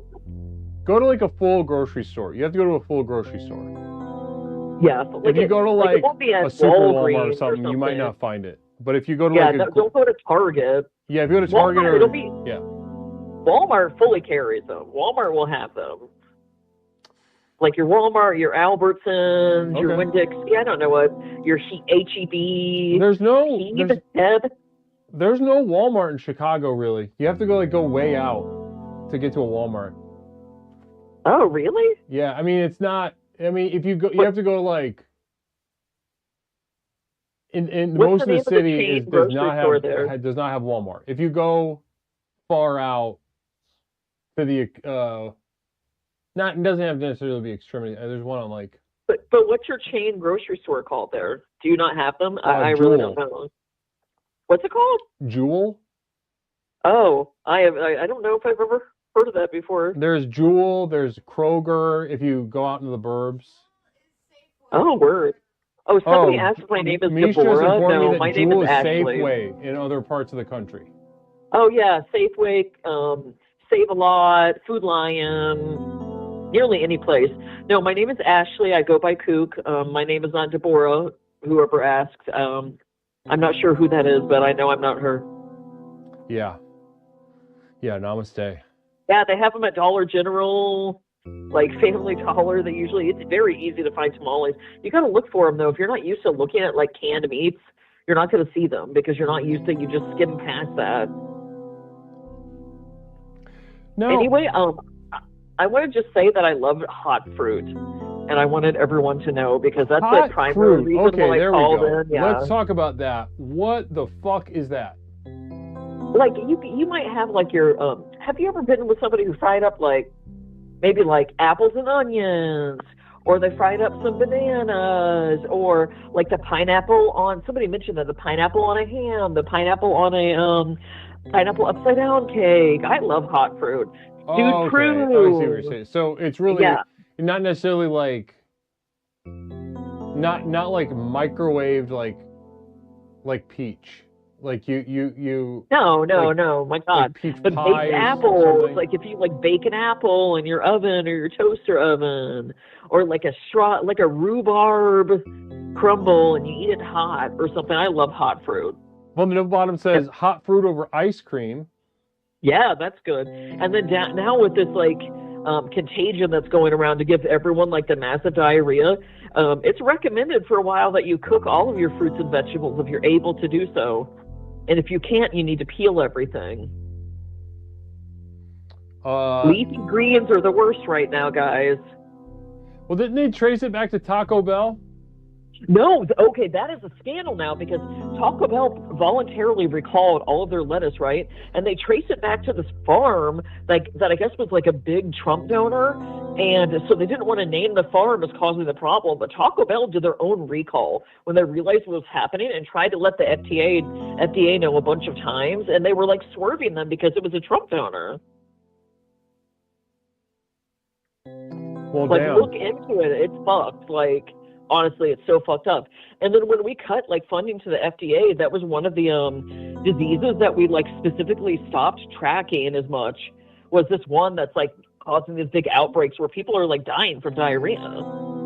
No, okay, so let's talk about food. You know, is would you say that your experience with food, when you can get the foods that you like, would you say that your experience eating food that you like is sort of emotionally weight-bearing in your life?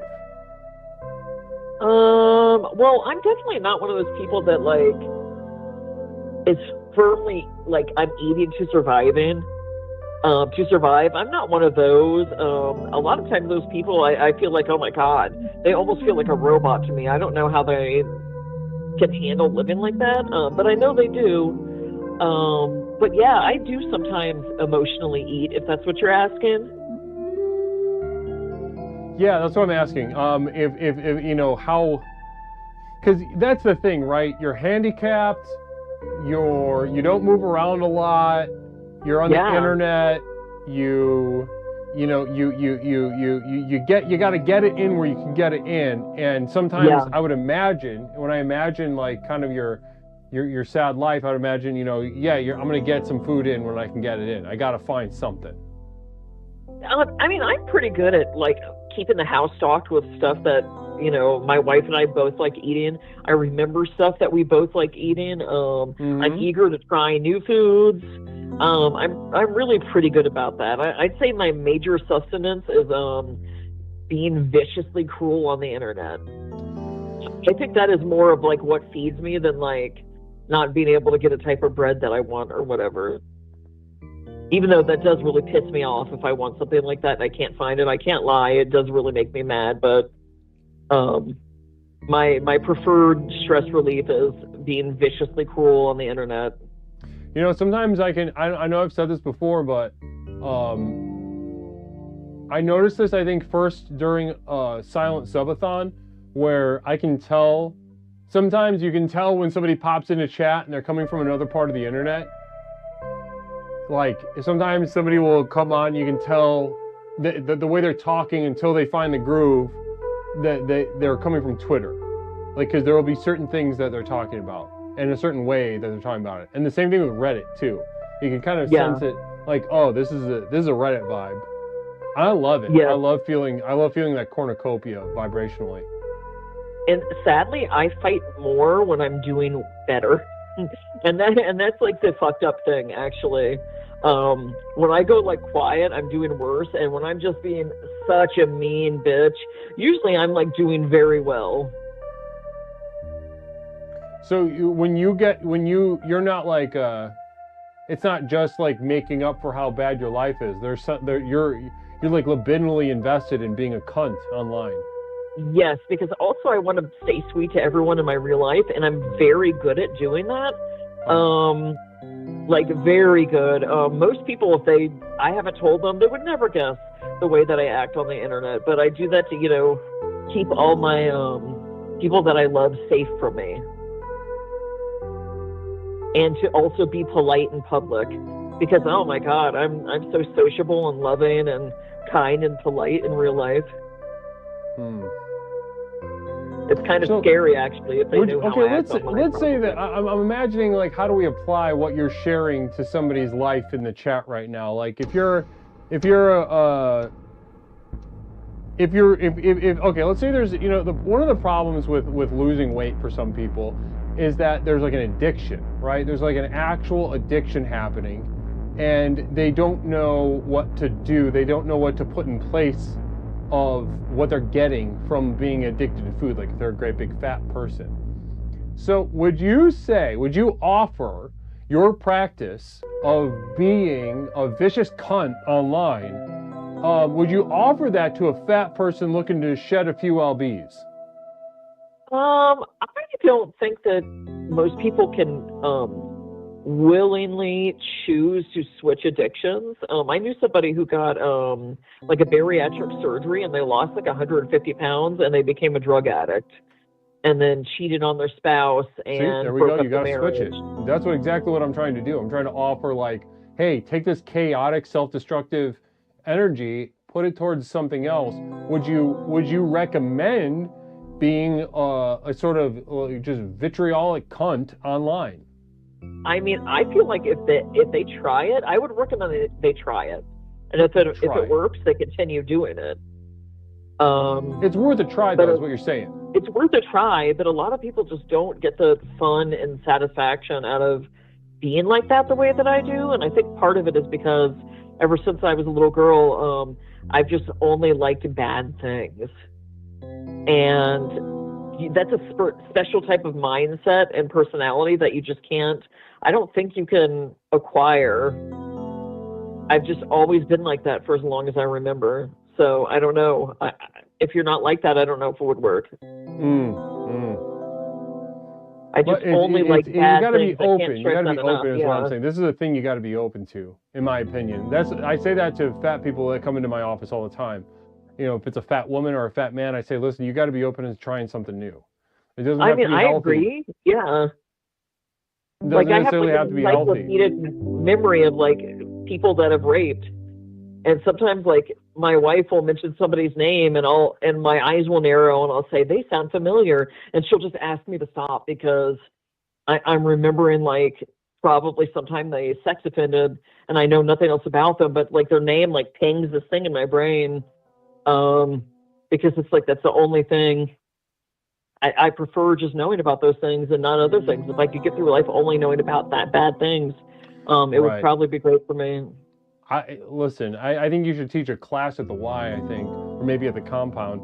Stone Monster 400, communal vision. Cougar Pie needs an outlet for her special talent. The internet is her canvas. And Historic Cupcake getting us a guided meditation. I need a guided meditation before bed. All right.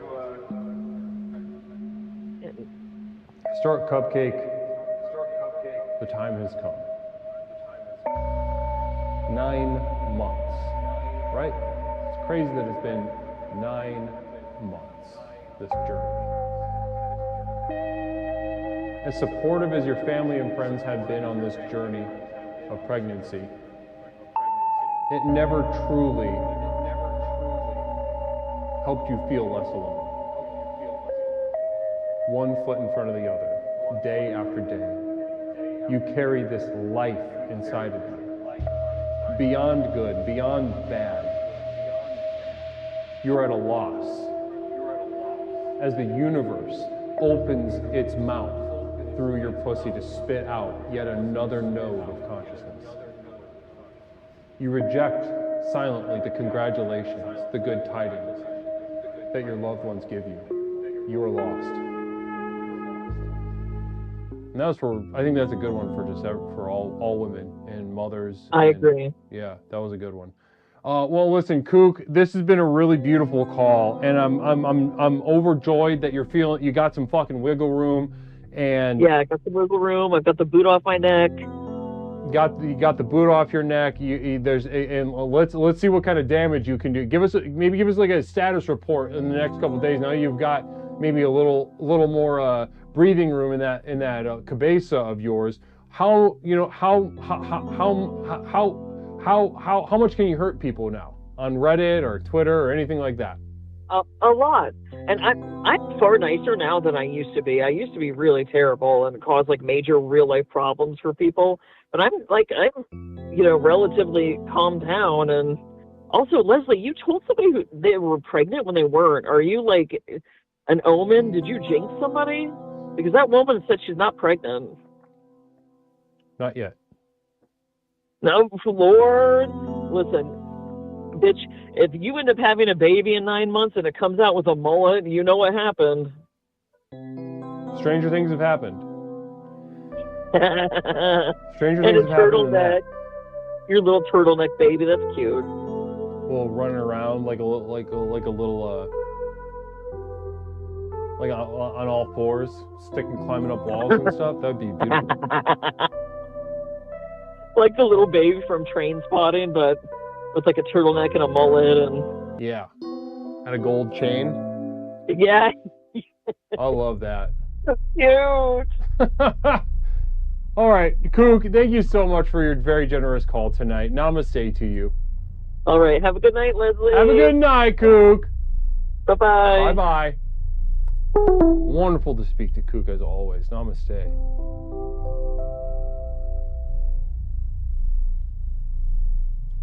Technology wife, namaste. Good caller, 20 bits.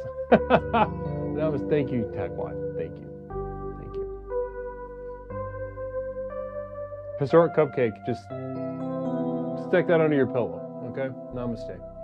All right, guys, I got to take my little pee-pee break. It's pee-pee break time. It's time to take a little pee-pee break. I also got to get some water. I'm very thirsty.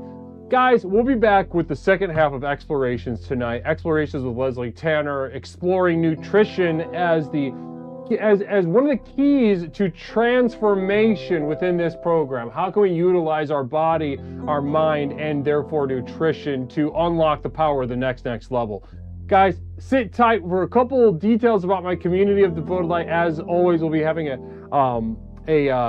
private stream this Saturday. So if you're thinking of jumping in, maybe tonight's the night, a couple $1 a month, you get it back in Leslie points to use on the private stream, you get the postcard, etc. But here comes some details. I'll be right back with the second half of tonight's program. Namaste.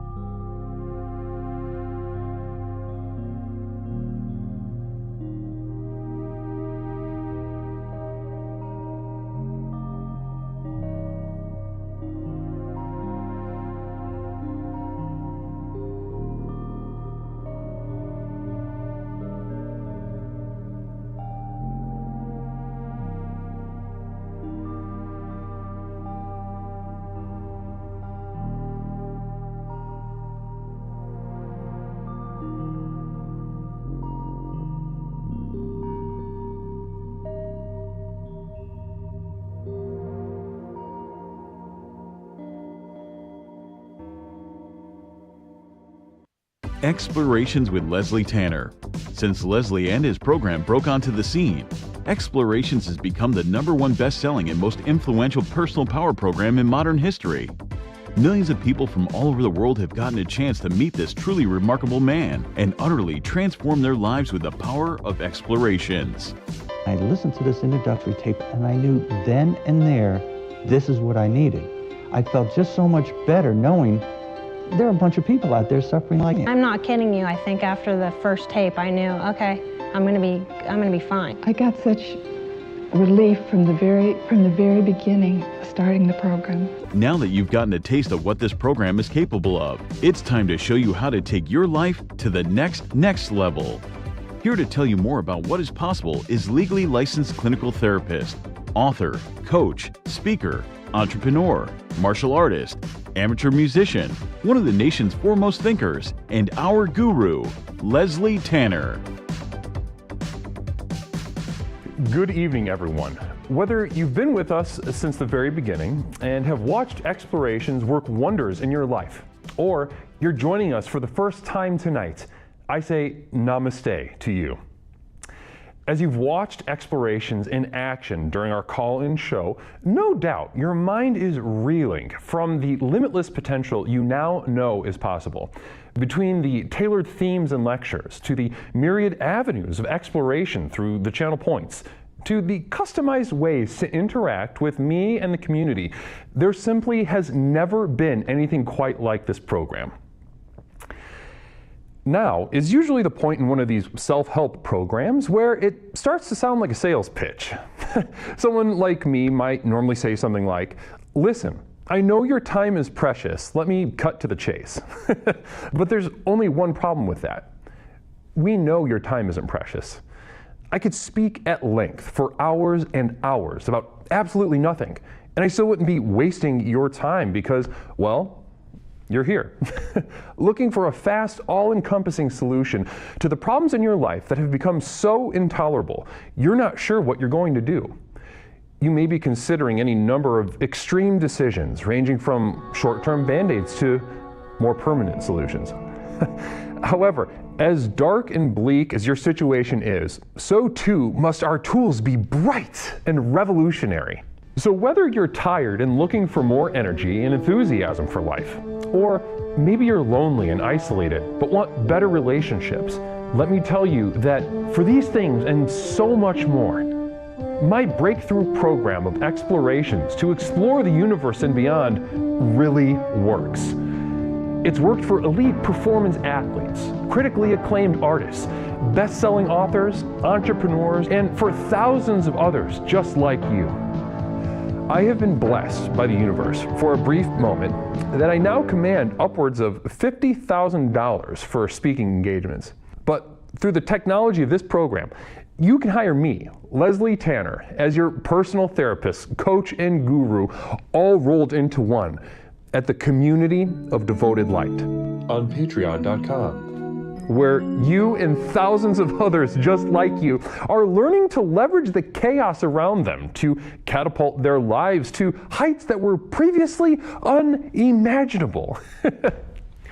Here's how it works. I've created a tightly knit community where individuals seeking to access the next level are able to study, reflect, meditate, and grow with an ever-expanding library of exclusive materials, each containing life-changing tools and techniques designed to explore topics covered here in our call-in show, but much more deeply, therefore increasing the benefits of the program exponentially. These materials include your name in the credits at the end of the stream, demonstrating the importance of your leadership and the value of your investment. A signed personal postcard sent out each month full of observations and witticisms by me, Leslie Tanner. Look at that. Isn't that beautiful? Exclusive video materials now available to the poor, designed to rocket your progress past those who cannot afford success. Here's a little sneak peek at what you're missing. Aldi brand Kool-Aid is just as good as the normal Kool-Aid, and if you're gonna be like me, Leslie Tanner, and have a warm, casual time in the summer, then I think it's important that we keep this in mind, that Aldi brand Kool-Aid is just every bit as refreshing and tasty as name brand Kool-Aid. Bottoms up, I'll show you an example. Downloads of all specially crafted music used in our productions here and elsewhere that have accompanied your journey thus far. Tracks such as New Beginnings, Psychic Romance, Reaching into Darkness, or The Skeptic's Gamble.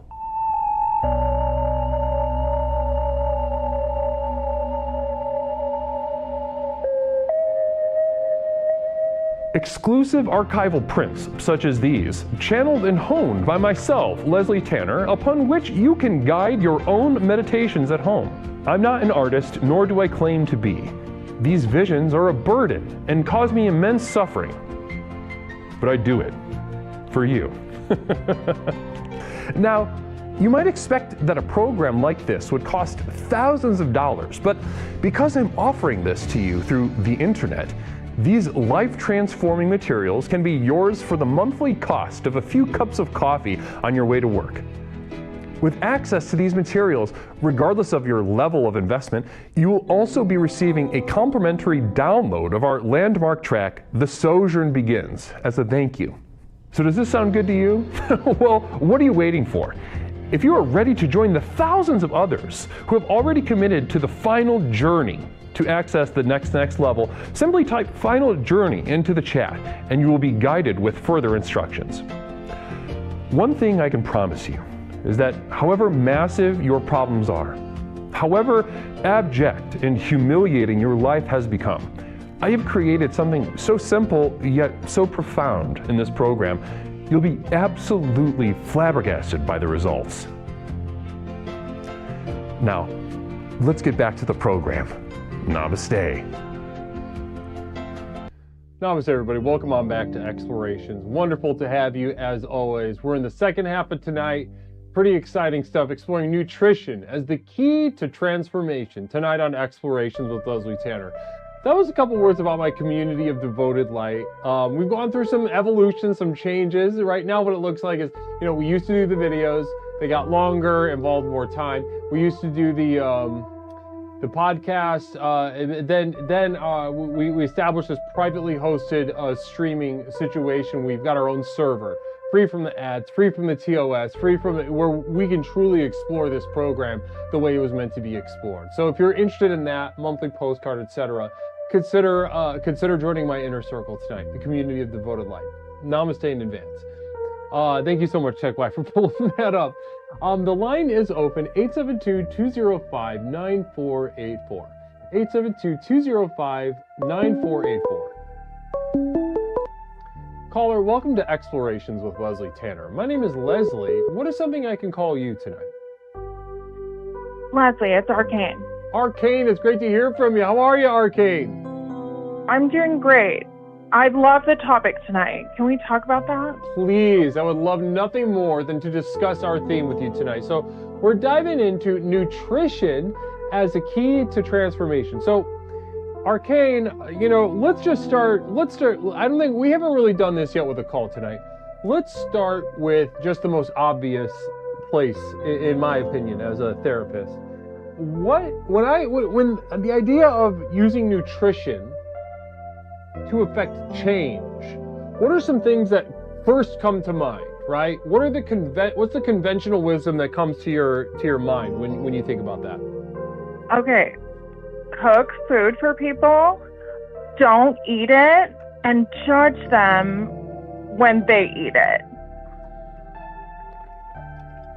That's like the advice that you've been given before? Yeah, you know, my mom's Korean. Gotcha. Okay, let's go into that. So, what you learned from your mom was to cook for people, and what were the other steps? Well, like you're manipulating them. Like cook for them, cook whatever they want. You know, they'll tell you what they like. Make that. You know, but inside, you are judging them. Okay. And what's an example of some of these judgments that you might make? Like you had too many brownies, you know? Like, yeah, you wanted brownies, but you kind of ate too many of them, and it's disgusting. Oh, I like that. I love that. I absolutely love that. So it's a sort of, and was there a third step? Or is it just that's the main dynamic? You know, if someone is bullying you, you can make them food and not make fun of them about it, because then they won't bully you anymore. Oh, to like win them over. Yes. But wouldn't you, if somebody was bullying you, you have the opportunity at that point to like get really good at manipulating them, like really sort of reinforce the positive aspect of the charity that you're giving them, but really mask the judgment, mask the vitriol. Have you ever tried that? I've never tried to mask anything ever. You don't sound like a person that. It sounds like your mother, your Korean mother, sort of does the mask sort of situation, right? The sort of layers situation. And you sound like somebody who's a little more vigilant than that. Am I right? Yeah. You know, also, she'll be like, oh, I'm going to cook this for you, but she hates it. And so she will let you know that she really hates the cooking. So I think, you know, that's all a great learning experience that she's teaching us. Right. So, and let's take a look at how that's affected you, right? So it sounds like maybe this vigilance isn't an accident. It sounds like this is a skill that was maybe that was very hard earned. Maybe. Would you know? Did your mom do anything else like that, where she would like play that game? She plays the game with the food. She gives you your food that you like, calls you fat. Yeah, like you're so fat, you need to eat more. Communal Vision, Stone Monster 400. Caller having a shitty day. Ice cream makes it go away. I mean, we don't really do dairy. By we do you mean Koreans? Yeah, like we don't. So I'm basically don't know what that is. Listen, I'm on the same boat with you guys. I am on that dairy-free boat. I cannot do dairy. What happens when you eat the dairy? I actually don't know. I've never really tried it. You know, there's all this Korean food that has cheese in it now, which is also disgusting. So, you know, we hate it all. We hate it all. I love that. I love that. Sometimes when my roommate will melt cheese or make things with milk or whatever, and it's really foul. It smells disgusting to me. Yeah, I don't think that's in any diet in Asia at all. Like dairy, that's some creation of the right-hand man. Right. So the white devil brought dairy to your shores. Yeah, like with the military, you know. Yeah, so you've got the devil bringing dairy to your shores, and then you've got the matriarch in your family force-feeding you, making you fat, and then calling you fat and acting like it's love. Yeah, I mean, and I find myself acting out at work in a similar way. It's like, oh, I'm going to bring treats for everyone for the staff meeting, but I'm not going to eat any of that. I'm just going to judge them while they stuff their faces. Beautiful. Are they fatter than you? Oh, they're so fat. They're so fat. I love this. Communal Vision real quick from Stone Monster 400. Dear Diary, I heard Koreans hate dairy. So that's, you know, Stone Monster sharing a little diary entry with us. Opening up, using the little lock, opening it up. Dear Diary, check, and check. We're learning about the races. Everybody welcome, please, King Thayer. Blessings and namaste, King. Thank you for joining us.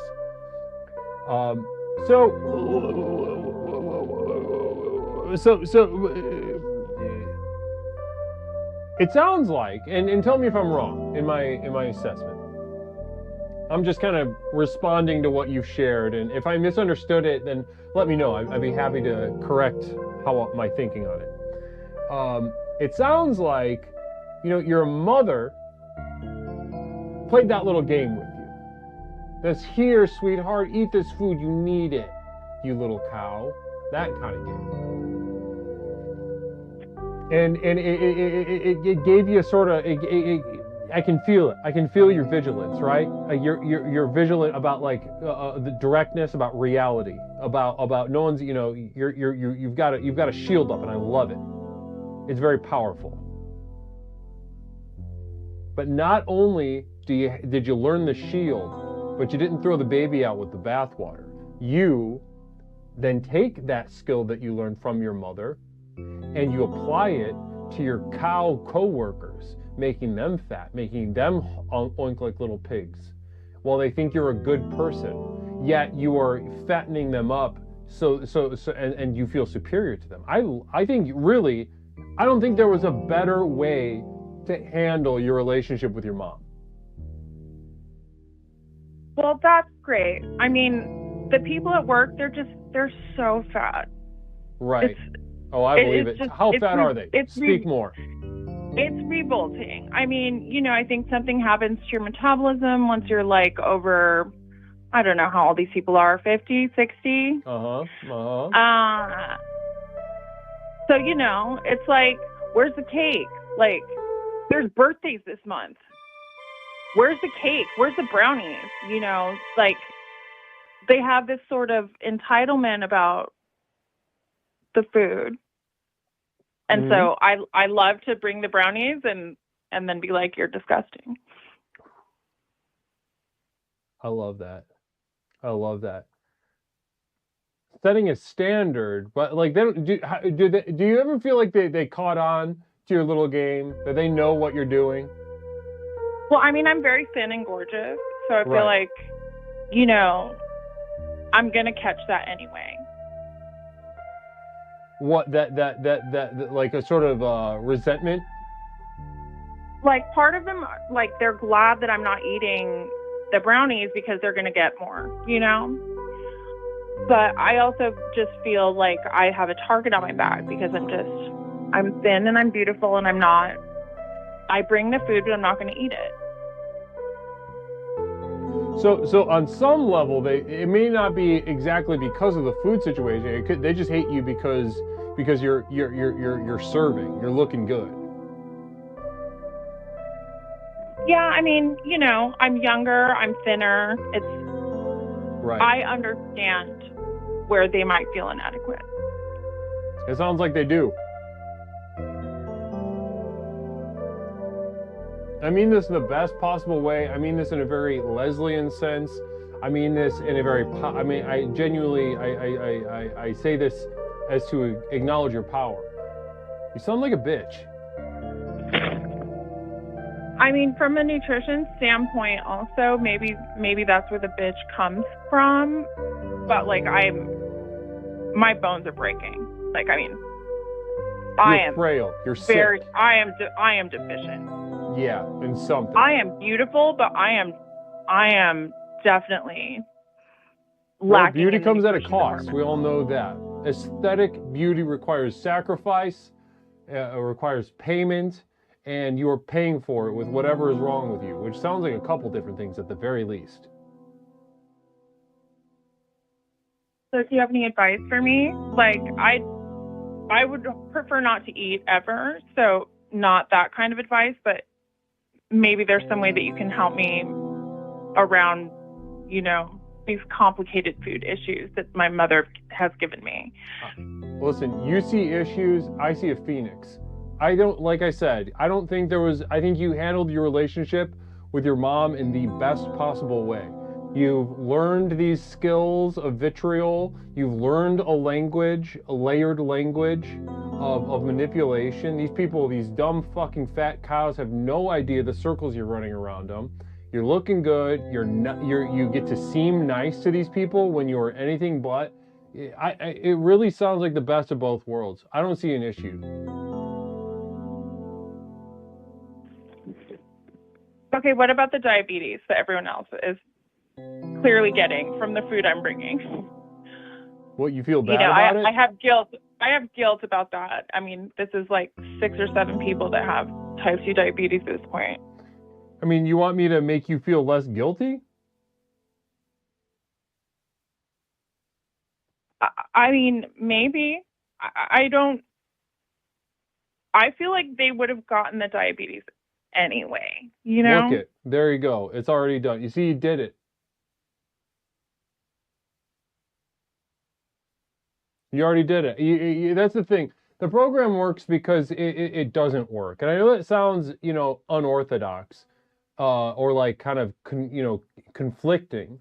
But, it's exactly what just happened, right? You said, Leslie, I have a problem. Can you help me with it? I don't see a problem. And then eventually you take the leaps necessary. You do what is necessary to sustain the conflict and derive the power that you do from it. I think that these people are, they're gluttons. That if it wasn't you, there'd be someone else. They'd go to the corner store and they'd get their little treaties, their little pig treats. Okay, well that makes me feel better. Like for a while I was trying to bring healthy snacks and be a little less compartmentalized about the nutrition, but No.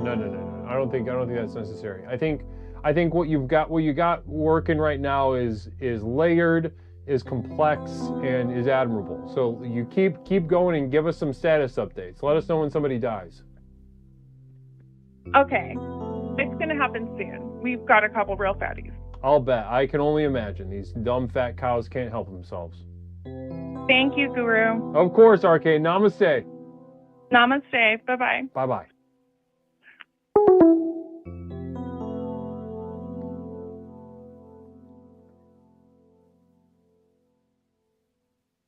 That was a good call. Best call of the night.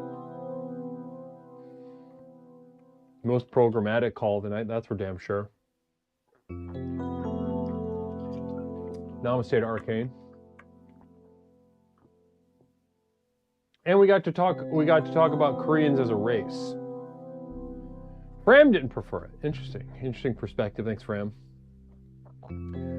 Koreans as a race. I didn't know. I would have assumed a lactose intolerance, but I never heard it shared explicitly like that. Oh, somebody's calling. Go ahead.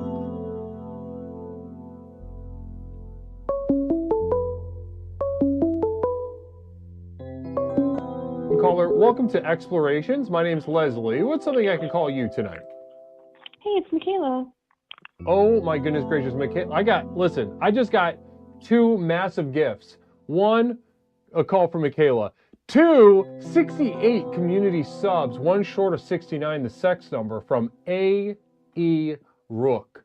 68 goddamn subs from brother A.E. Rook. You son of a bitch.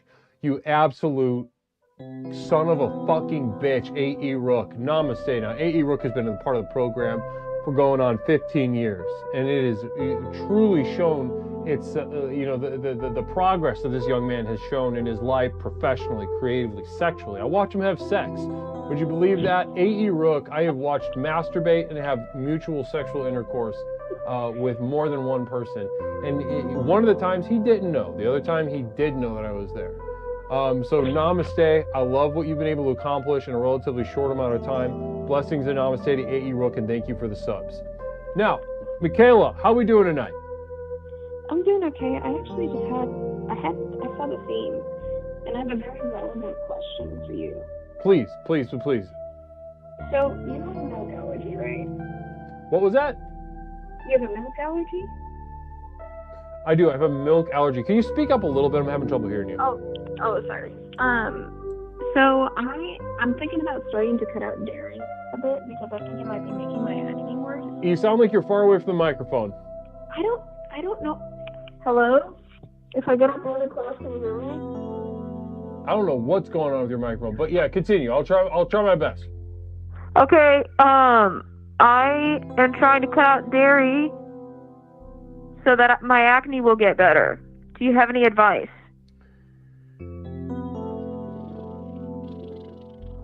About what? About how to successfully cut out dairy without removing all the joy from your life.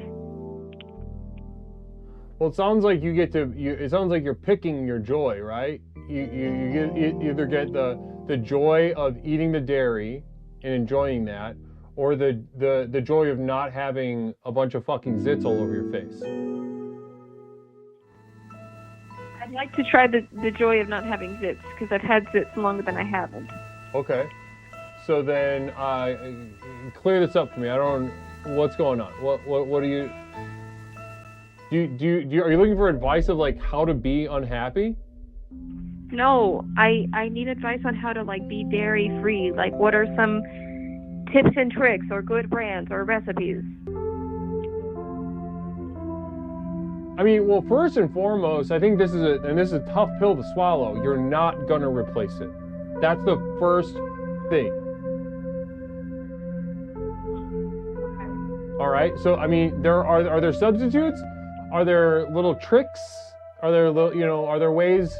Are there? I mean, especially now, there's dairy-free ice creams. Ben and Jerry's making dairy-free ice cream. It's really nice. But I think the first thing, the first pill you need to swallow, especially because if you're a dairy lover, you're simply not gonna replace it. There's that animal fat that's in butter and cream. Like you can't brown butter. You can't like vegan butter. You can't. There's some ways. There's some like tricks, but it's not the same. Family Yard, I would start by avoiding dairy. Thanks, Ram. Is there like some sort of other joy that I could find that you think is as equally joyful as enjoying dairy? Hold on. Let me try to wrap my head around this, Michaela. You're coming to me, Leslie Tanner, asking for strategies for joy?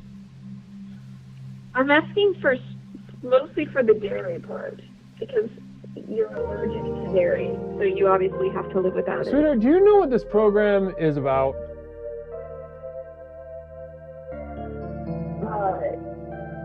The next level? Yeah, and how do we get to the next level, right? What is this next level all about? Giving up. Giving up. Exactly. And sounds to me like you're not giving up, and you're asking me for advice of how to better, not more successfully, efficiently, accurately not give up on joy. But I'm giving up on dairy. I mean,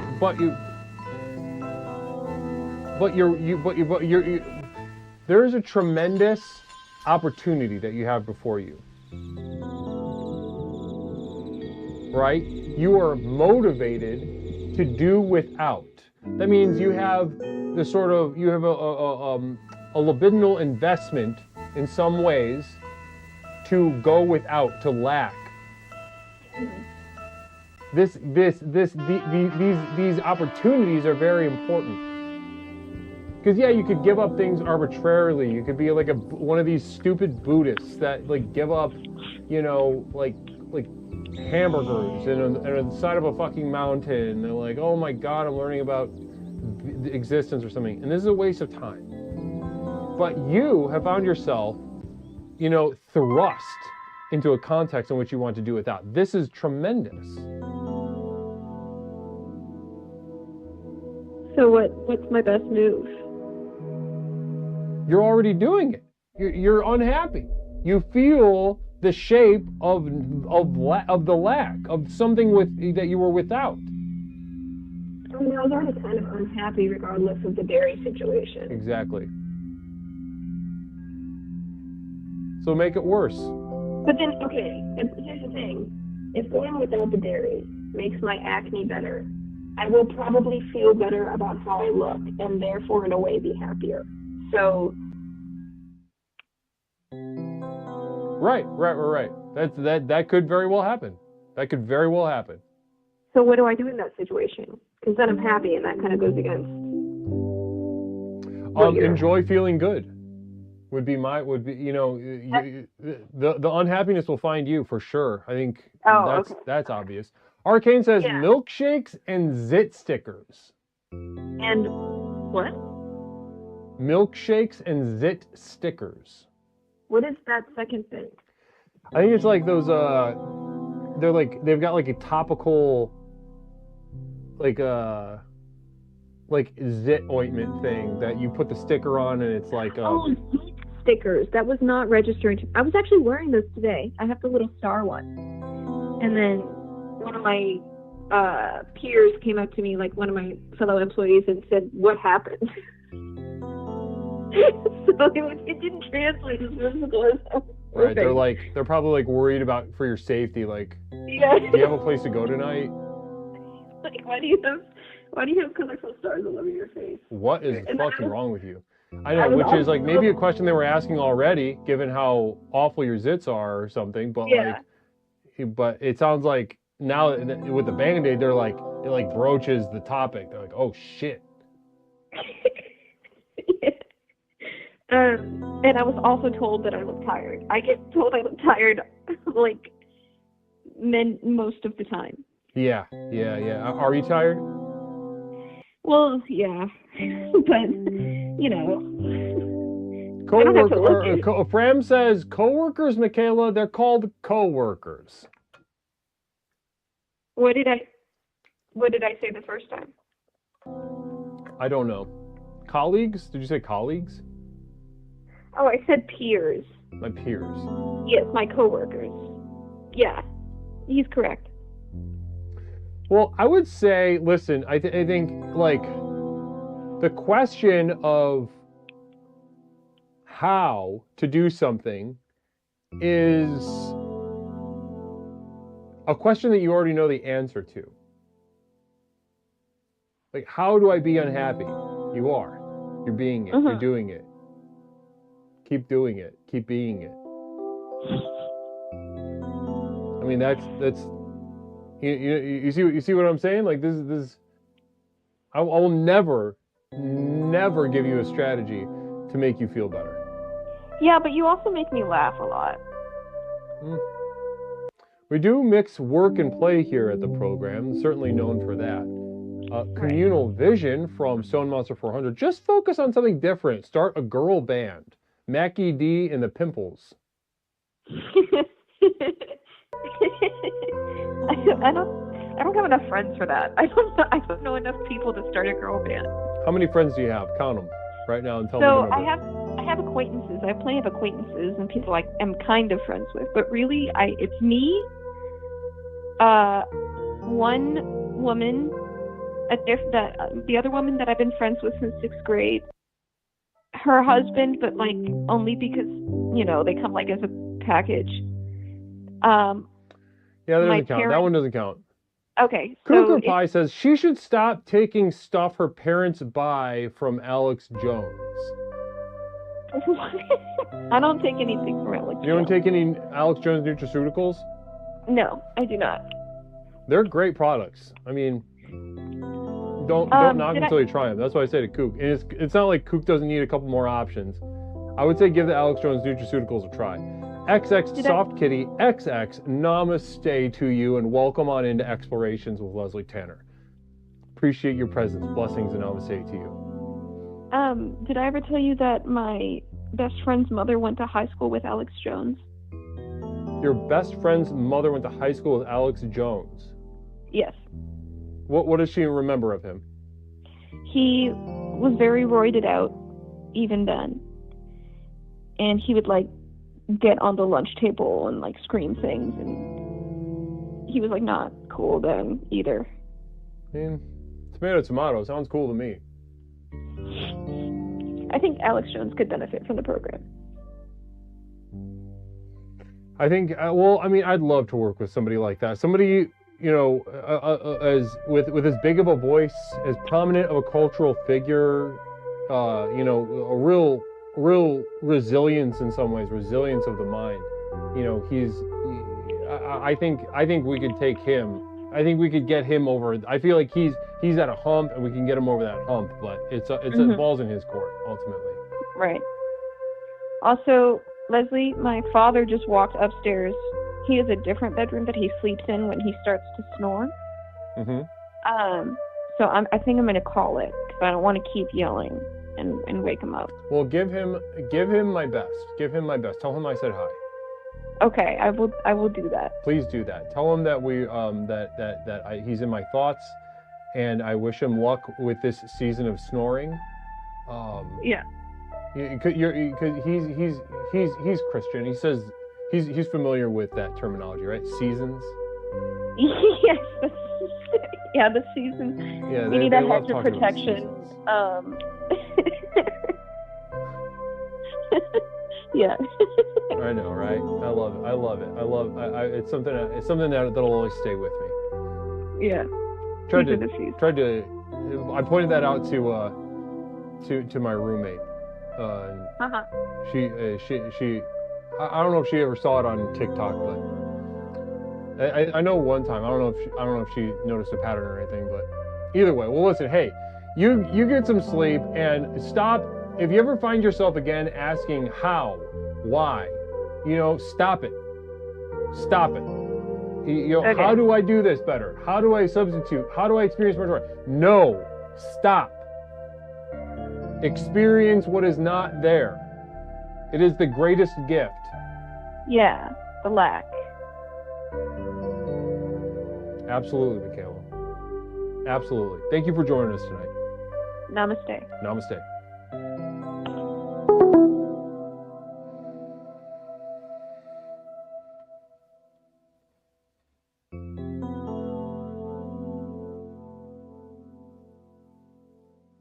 Any religious terms are lost on me. My parents didn't make me do religious stuff. Yeah. So you got to miss out on them saying the word season all the time. We're in a season of insert whatever. Youth pastors have still to this day have their own like cultural current of like a haircut. It's really crazy what they've been able to hold on to, these youth pastors. How they signify like youth. How they try to like relate to teens through their haircuts. The haircuts is like, it's like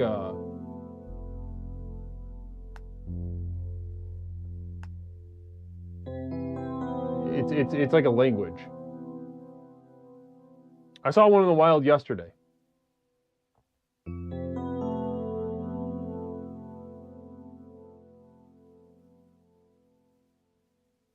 Millennial stomp clap, hey music, did irreversible damage.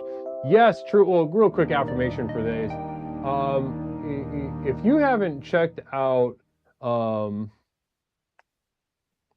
just some nice old, hold on, let's run that back. Let's run that. That one caught me off guard. Arcane, we'll get you one. We'll get you one for the days. Very generous of Arcane. Arcane, are you a they? Are you a she they? Or what's going on with you? What are you?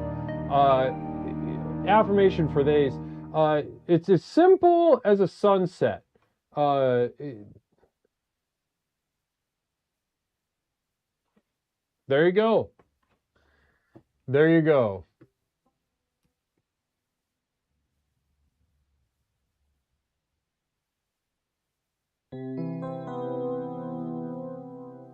Picaro is subjected to youth group. Subjected to. It was fun aside from the Jesus stuff. A.E. Rook, a man who loves being a man but felt the truth of that non-binary affirmation. Namaste to A.E. Rook. Arcane is a 100% man to the core. Namaste. Okay, blessings, namaste. Michaela, bless, yes. Yes, indeed.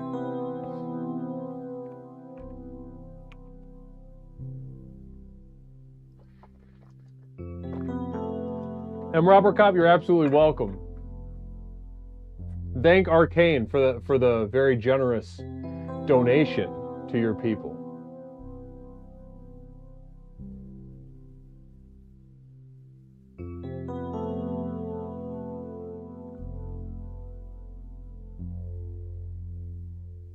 Guys, you know what's coming close? Somebody said it, season of silence is coming up. We are a week and a half out from the beginning of a power of silence. 3. Beginning, oh, I gotta turn, the line's not even on. Okay, Jen, call. I kept missing Jen's call. Jen, call again.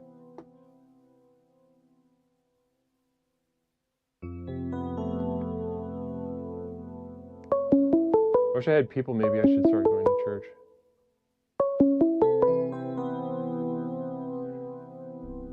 Namaste, caller. Welcome to Explorations. My name's Leslie. What's something I can call you tonight? You serious right now? Yes, and you've been terminated. Namaste.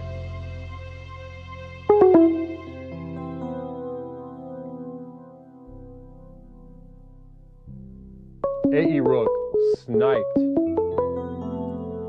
Caller, welcome to Explorations with Leslie Tanner. My name is Leslie. What's something I can call you tonight?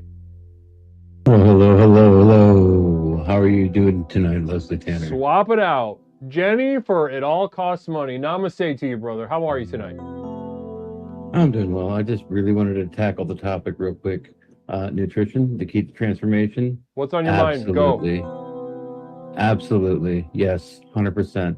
If you want to transform into a fat slob, you can transform into a fat slob. If you want to transform into a neurotic go-getter who's constantly like running, you know, checking their heartbeat to make sure it's at a constant pace, you can do that as well just by eating less. It's all about that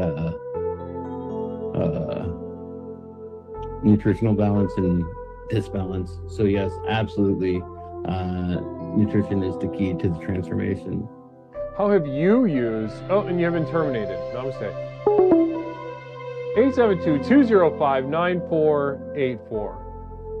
872-205-9484. The termies are coming in hot. Lots of opinions in the community right now. Who do we want to hear? Who do we not want to hear? And as Not Mish just put it, it is a bloodbath tonight. It's been a while since we had this. The termies have been coming in this hot.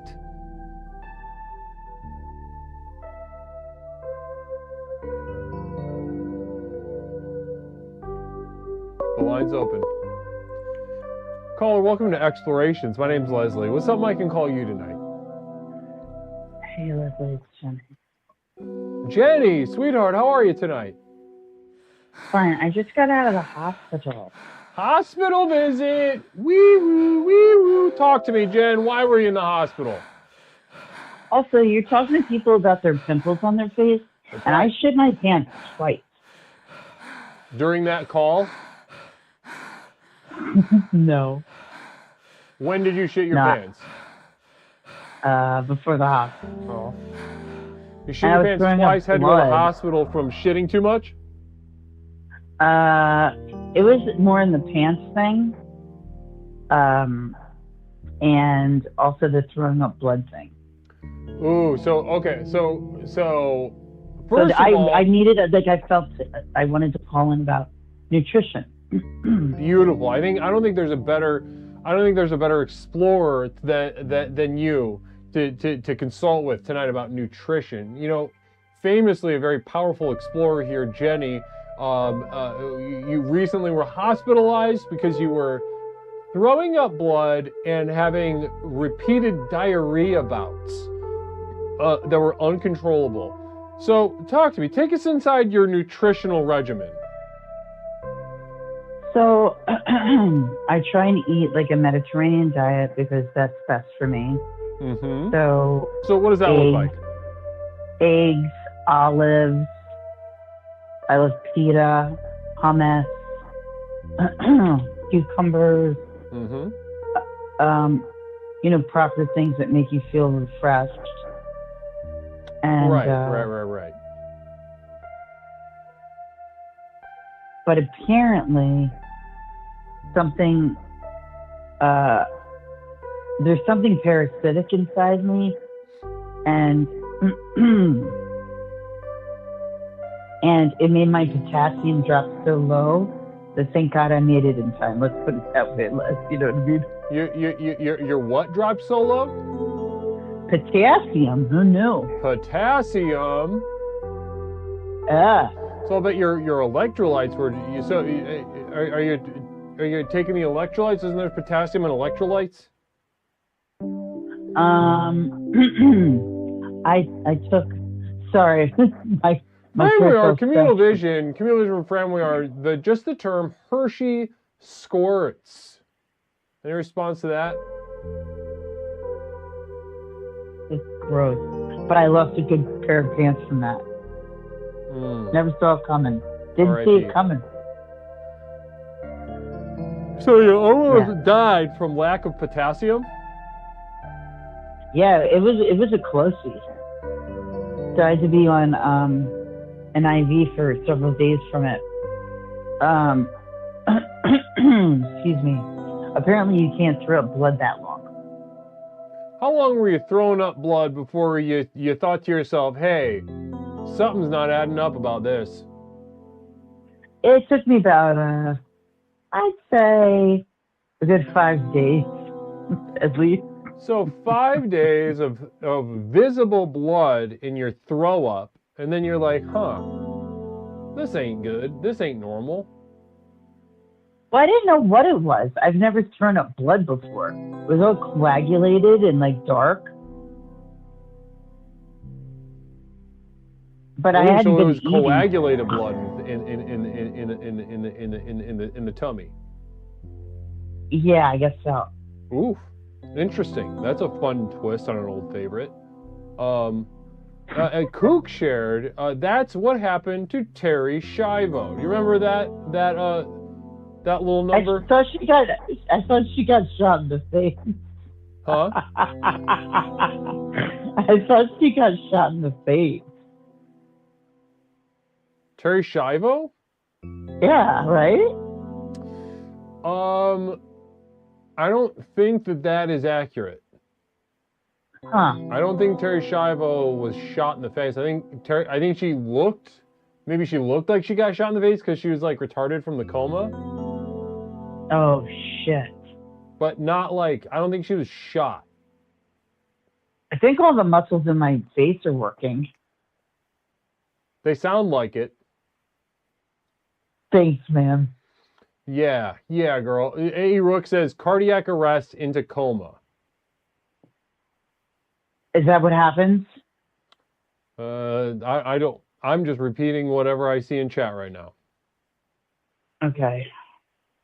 Anyway, nutrition's very important. And even though they told me not to have natural sugars and this and that, I feel like I'm going to start reinstituting bananas into my diet a little bit. Mm-hmm. Get the potassium. Yep. Probably try to go out in sunshine. I mean, I eat good. I don't eat crap. But you just never know if your body can't handle something. No, this is interesting. This is I've got colitis. What? No, I think this is interesting. Balloon nodded, namaste, and welcome to Explorations. It's great to have you on board. Blessings to you.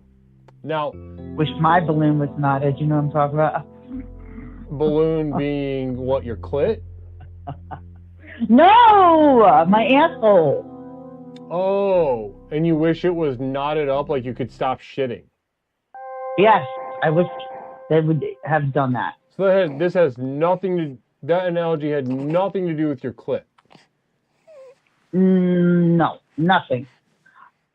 So if anybody else in chat right now, imagine your clit, move on. Yeah. That's what you're saying. Move on. No. Don't even think about the clit anymore. No. Yeah, you'd prefer if everyone would stop thinking and imagining. Okay, anyway, moving on. A.E. Rook, namaste, gifted sub to Ewig Kind. Now, okay. By the way, tell him thank you for terminating me, but also thank you for giving my boyfriend a sub. I do appreciate that. Blessings. A.E. Rook gifting us up to Balloon Knotted as well. Very generous. Very generous, A.E. Rook. That generous A.E. Rook with us tonight. Blessings. He's being classy tonight. He's a classy guy. Other than when he hurt my feelings. feelings. He's a classy guy. He is. And even when he hurt your feelings, he did it classy style. I'm still gonna come out saying that was class. Classy. Classy is a good word. Stone Monster Anyway. 400 with a quick communal vision that'll be on the screen in about an hour and a half. I love Jenny. Now, okay, so listen, one thing I want to bring up that I think your story is really bringing to the fore right now is, we say nutrition as a key to transformation. Unexplored. Communal vision from Stone Monster. Jenny will never trust another fart. Is that poop anthrophobia? Number one, I didn't even know I had an asshole before this because I'm a lady. So I don't even know what that was. It could have come out of my armpit for all I know. I'm a lady. Not Leo SS. I inquired about your views on prags yesterday, and you seemed very open to the idea. I would like to discuss further.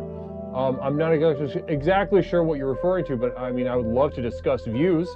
Are you kidding me? Your views, my views? Let's do it. Explorations is a perfect place to do that, and also to exploit these views to unlock the power within. Blessings to you in advance. Okay, so listen, the point that I was trying to, what were you saying? I wasn't listening. I'm going to be 100% honest with you. Me neither. All right, moving on.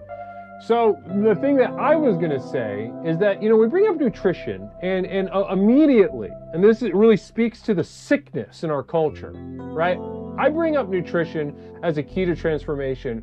Immediately, people start asking for advice. What are the right foods to eat, right? What are the right foods to eat? Right. Am I eating the right amounts of food? But what you shared kind of harkens back to what Cougar Pie was a little bit getting at, but your story is really hitting the nail on the head.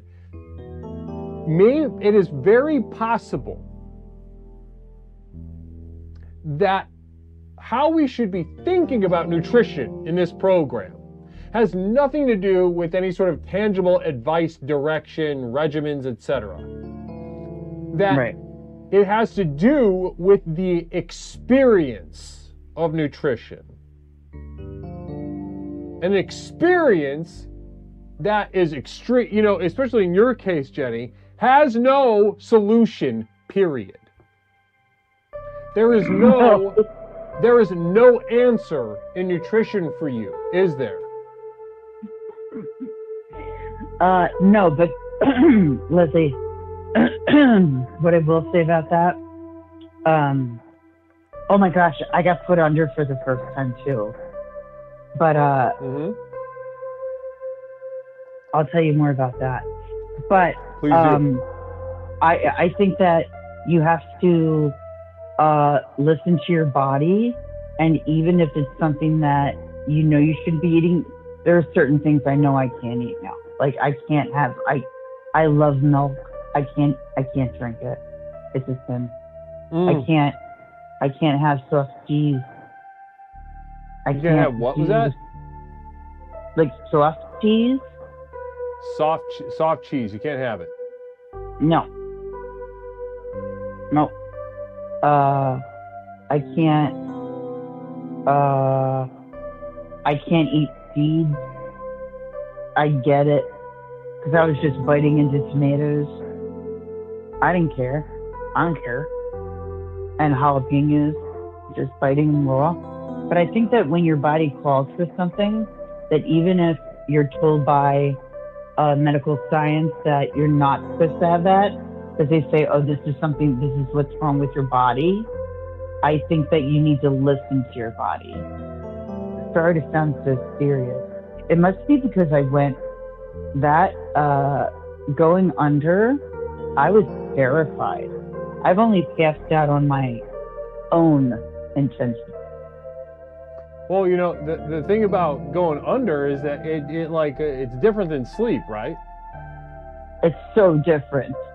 How is it different? How's it different? Tell the chat in case they haven't had this experience. How is it different in your experience?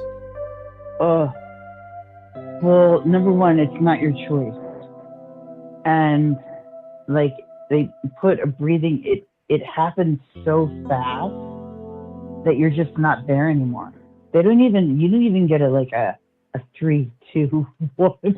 You don't even get that anymore.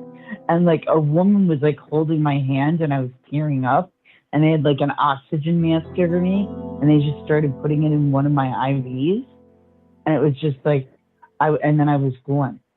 And then I woke up and then my throat hurt. Because they did what is it? Endoscopy? And that's why my voice is a little funny. I apologize for clearing my voice so much. But I was scared. Yeah, I was going to mention it. I was going to mention it. It is. I don't like the sound of your voice. There's something different. That's what it's from. Because they friggin' shoved something down my throat. I mean, I will not by my choice. Listen. Besides the point, I will allow for it. I just wanted you to know, like full honesty, I did notice it, and I don't like the sound of it. Did you hear like that? It's like doesn't sound proper. It's like a little strained, a distant, a little softer. Also, spiritually speaking, you're kind of like beaten down right now. But you know something? What? I'm gonna feel better because I have to. Oh, also, Les, I'm getting the dogs going. What, your feet? No, not my dogs. And by the way, they're princess feet. They're not dogs. No, I think Ruby is gonna go. Well, yeah. I didn't understand. What was the last thing you said? I didn't get it. Does it even matter? Does anything matter? You said something about the dogs. Yeah, I think that I'm gonna have to surrender Ruby. Surrendering Ruby? What's going on with that? I can't take care of her. Not just they had a wellness check for me, and I wasn't even here for it because I was at the hospital. Who did the wellness check for you? Remember my neighbor who smokes all the weed and blows it in my window? Right. Him. Because he got really nervous and he knocked on all my windows on the doors, and he could tell that Ruby's bark was different. So he had the cops come, and they came into my like sick apartment where it's all like Powerades and water bottles. It's not how I keep my place. Right. It looked like shit because you were sick. Exactly. And I was, in the hospital. So I think, look, man, she's sleeping right here next to me. I can't do dogs. I can't. I can't do them. You can't do the dogs. Can't do it. What are you going to do with the dog? What are you going to do with the dog? So be free. Let him go. No, she won't run away, just like David won't fly away.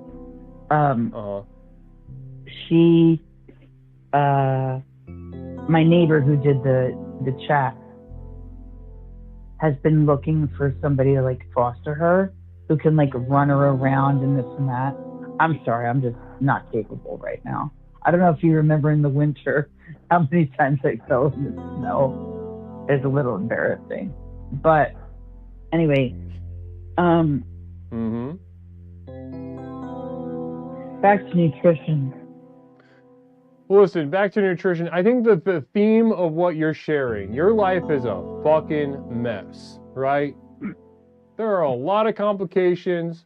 You're constantly having to fight a battle on so many fronts, and nutrition. When we look at the role of nutrition in your life as one of the most powerful explorers in our community, Jenny, and I'm not just saying that.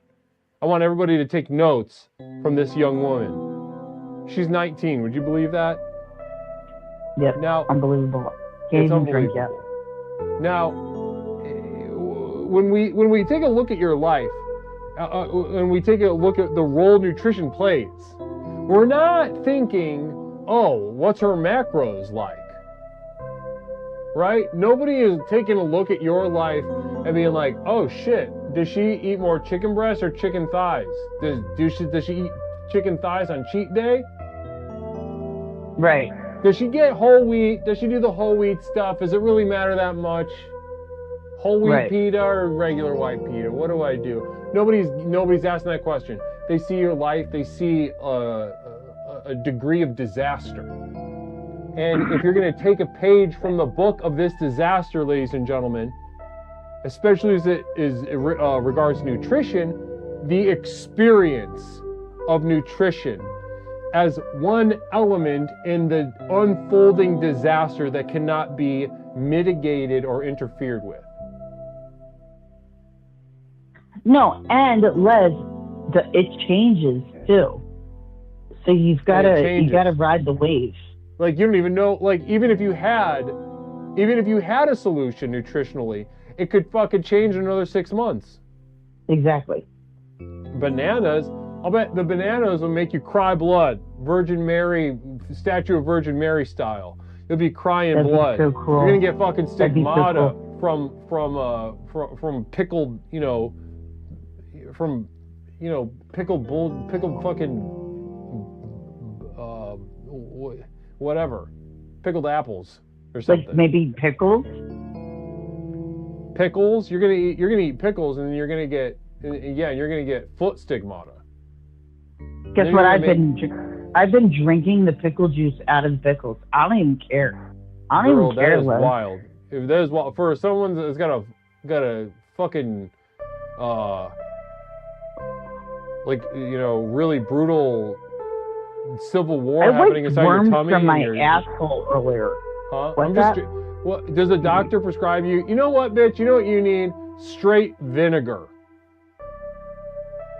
That's why I think I'm going after the pickle juice. Is it supposed to be good for colitis? I've got to look it up, but I think I threw out my apple cider vinegar. Like, I need to just drink vinegar. That's what I said. Why am I going after this pickle juice? Oh, you're supposed to actually drink the pickle juice? Like that's an actual medical thing? I mean, maybe, because all I know is I'm craving it. And you know what's funny? When I got sick in the winter... There's so many fucking people watching this stream right now. Nobody's got a goddamn thing to say about pickle juice. Talk to me about pickle juice. Can somebody answer the question, please?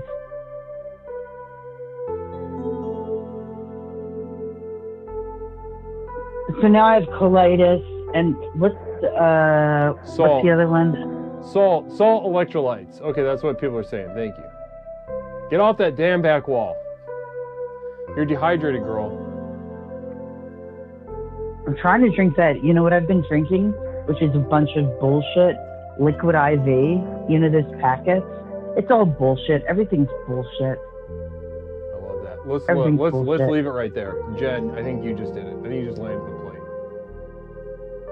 You're out of the hospital, you're drinking IVs, and you're saying it's bullshit. It's all bullshit. It's all bullshit.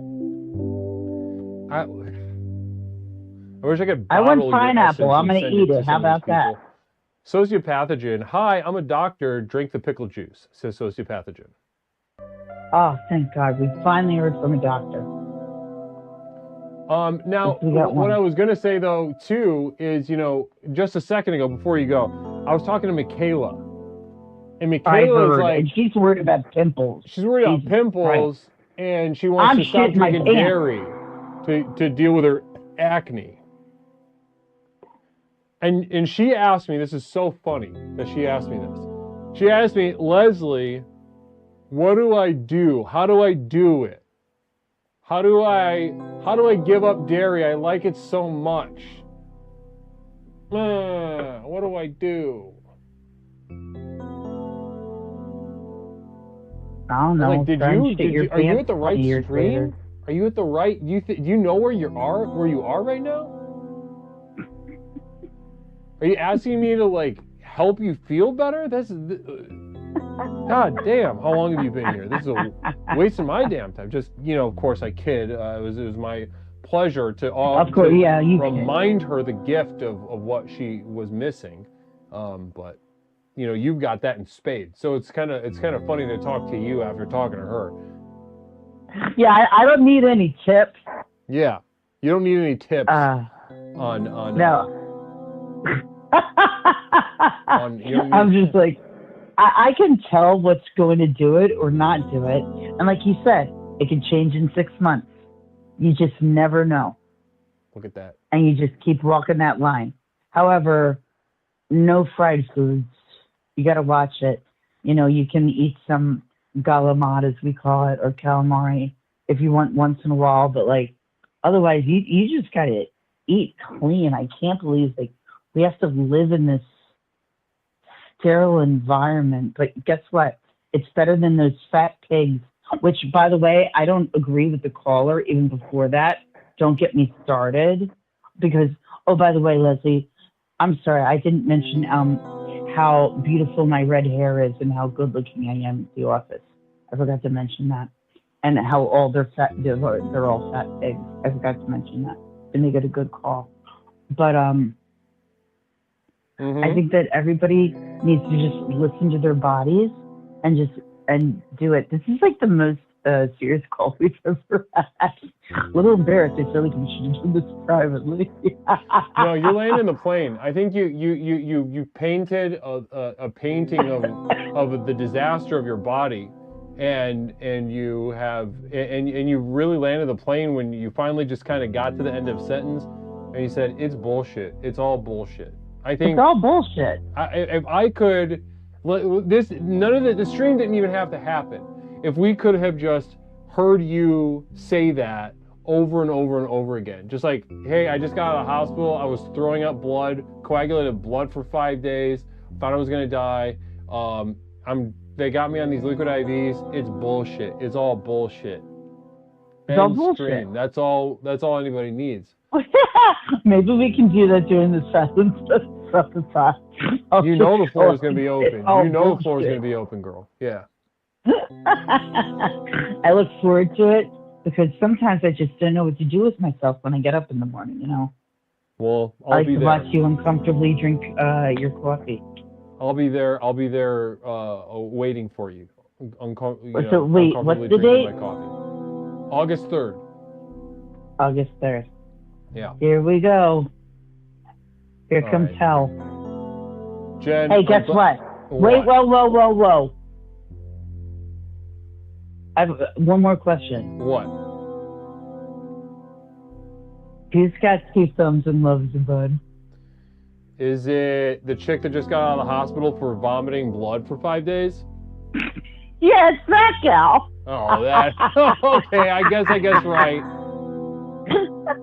All right, namaste, Jen. I'm glad you're out of the hospital, and I'm glad. Thanks for finding the time and energy to give us a call, even though you're not feeling well. Yes, sir. All right, I'll talk to you soon, bud. All right, you've been terminated. Namaste. Tony, who did that? A.E. Rook. Last second, A.E. Rook saying bye-bye, namaste, get the fuck out of here. No. Oh, A.E. Rook, it's good to see you, brother. Blessings to you. Blessings to you. I feel much healthier now. That's good. You should... Yeah, that was polite. That was polite of you. Oh my goodness gracious. A.E. Rook. Generous beyond generosity. 4,600 bits. Well, you've got 4 terms and a terminate by poll in the chamber for next time. Well, guys, though, next time, though, what is the actual next time? Actual next time will be our private stream with my community of devoted light this Saturday. We'll be doing a private stream with the community of devoted light. Really excited about our topic. We almost did it last week, but there was a Windows update that fucked up a bunch of stuff that I had to fix, but now we're back at it. Private stream on Saturday and back to it on Tuesday. Next week, the last week before the Power of Silence begins on August 3rd at 9 a.m. Namaste. Please join me for that.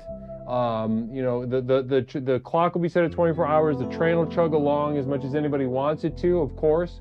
But, you know, even if you're not pushing that train with your devotions, even though there will be ample opportunity, even if you're not pushing that train along, I want you to come explore with me. Explore the question of whether this silence is powerful. We are going to dye your hair. Thanks for the stream, Leslie. Namaste to you, Jetto. Namaste to you. And then dye it pretty colors, and then shave it all off and do a Fortnite dance. Yeah, not Mish is like, I think, like, falling asleep right now is like that's delusion, that's dream, that's Candyland nonsense. I'm typing, I'm like drooling out. I'm seeing like the sky turn to denim or something, and I'm typing random thoughts that don't make sense.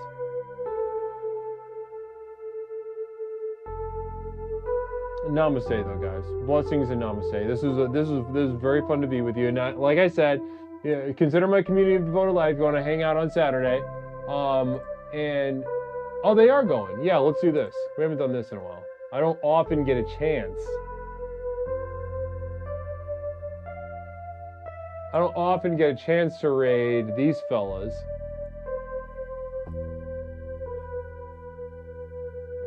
Reopen my chat 1 second.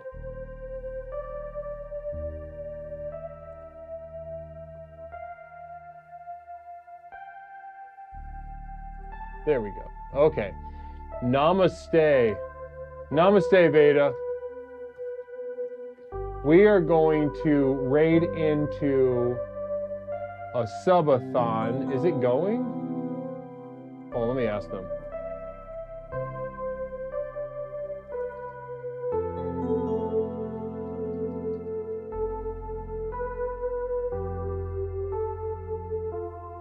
There's an air mattress and empty chairs. Yeah, fuck it. Let's just go raid them. All right, Everything Now show's got a subathon going. Their very first subathon. Let's go say what's up. They would need 125. Here we go, guys. We'll be the back. time that I told them they can do it. We'll be back Saturday with the community of devoted light. We'll be back next week. Brand new exploration Tuesday at normal time. Namaste, everybody. We're gonna be raiding into the Everything Now show. They're doing a subathon, their very first subathon. Let's go throw some excitement and some namaste warmth and clarity on over to the boys at Everything Now show. ENS. Blessings to you all. Doofus, Dusseldorf, thank you for being with us. Veda, Codeman, Alton, Jen, Ewig, Picaro, brother, thank you. Namaste to you. A.E. Rook, thank you so much for your presence tonight. We all felt it, Lord knows. I'll see you guys all either Saturday or next Tuesday. Nighty night, everyone.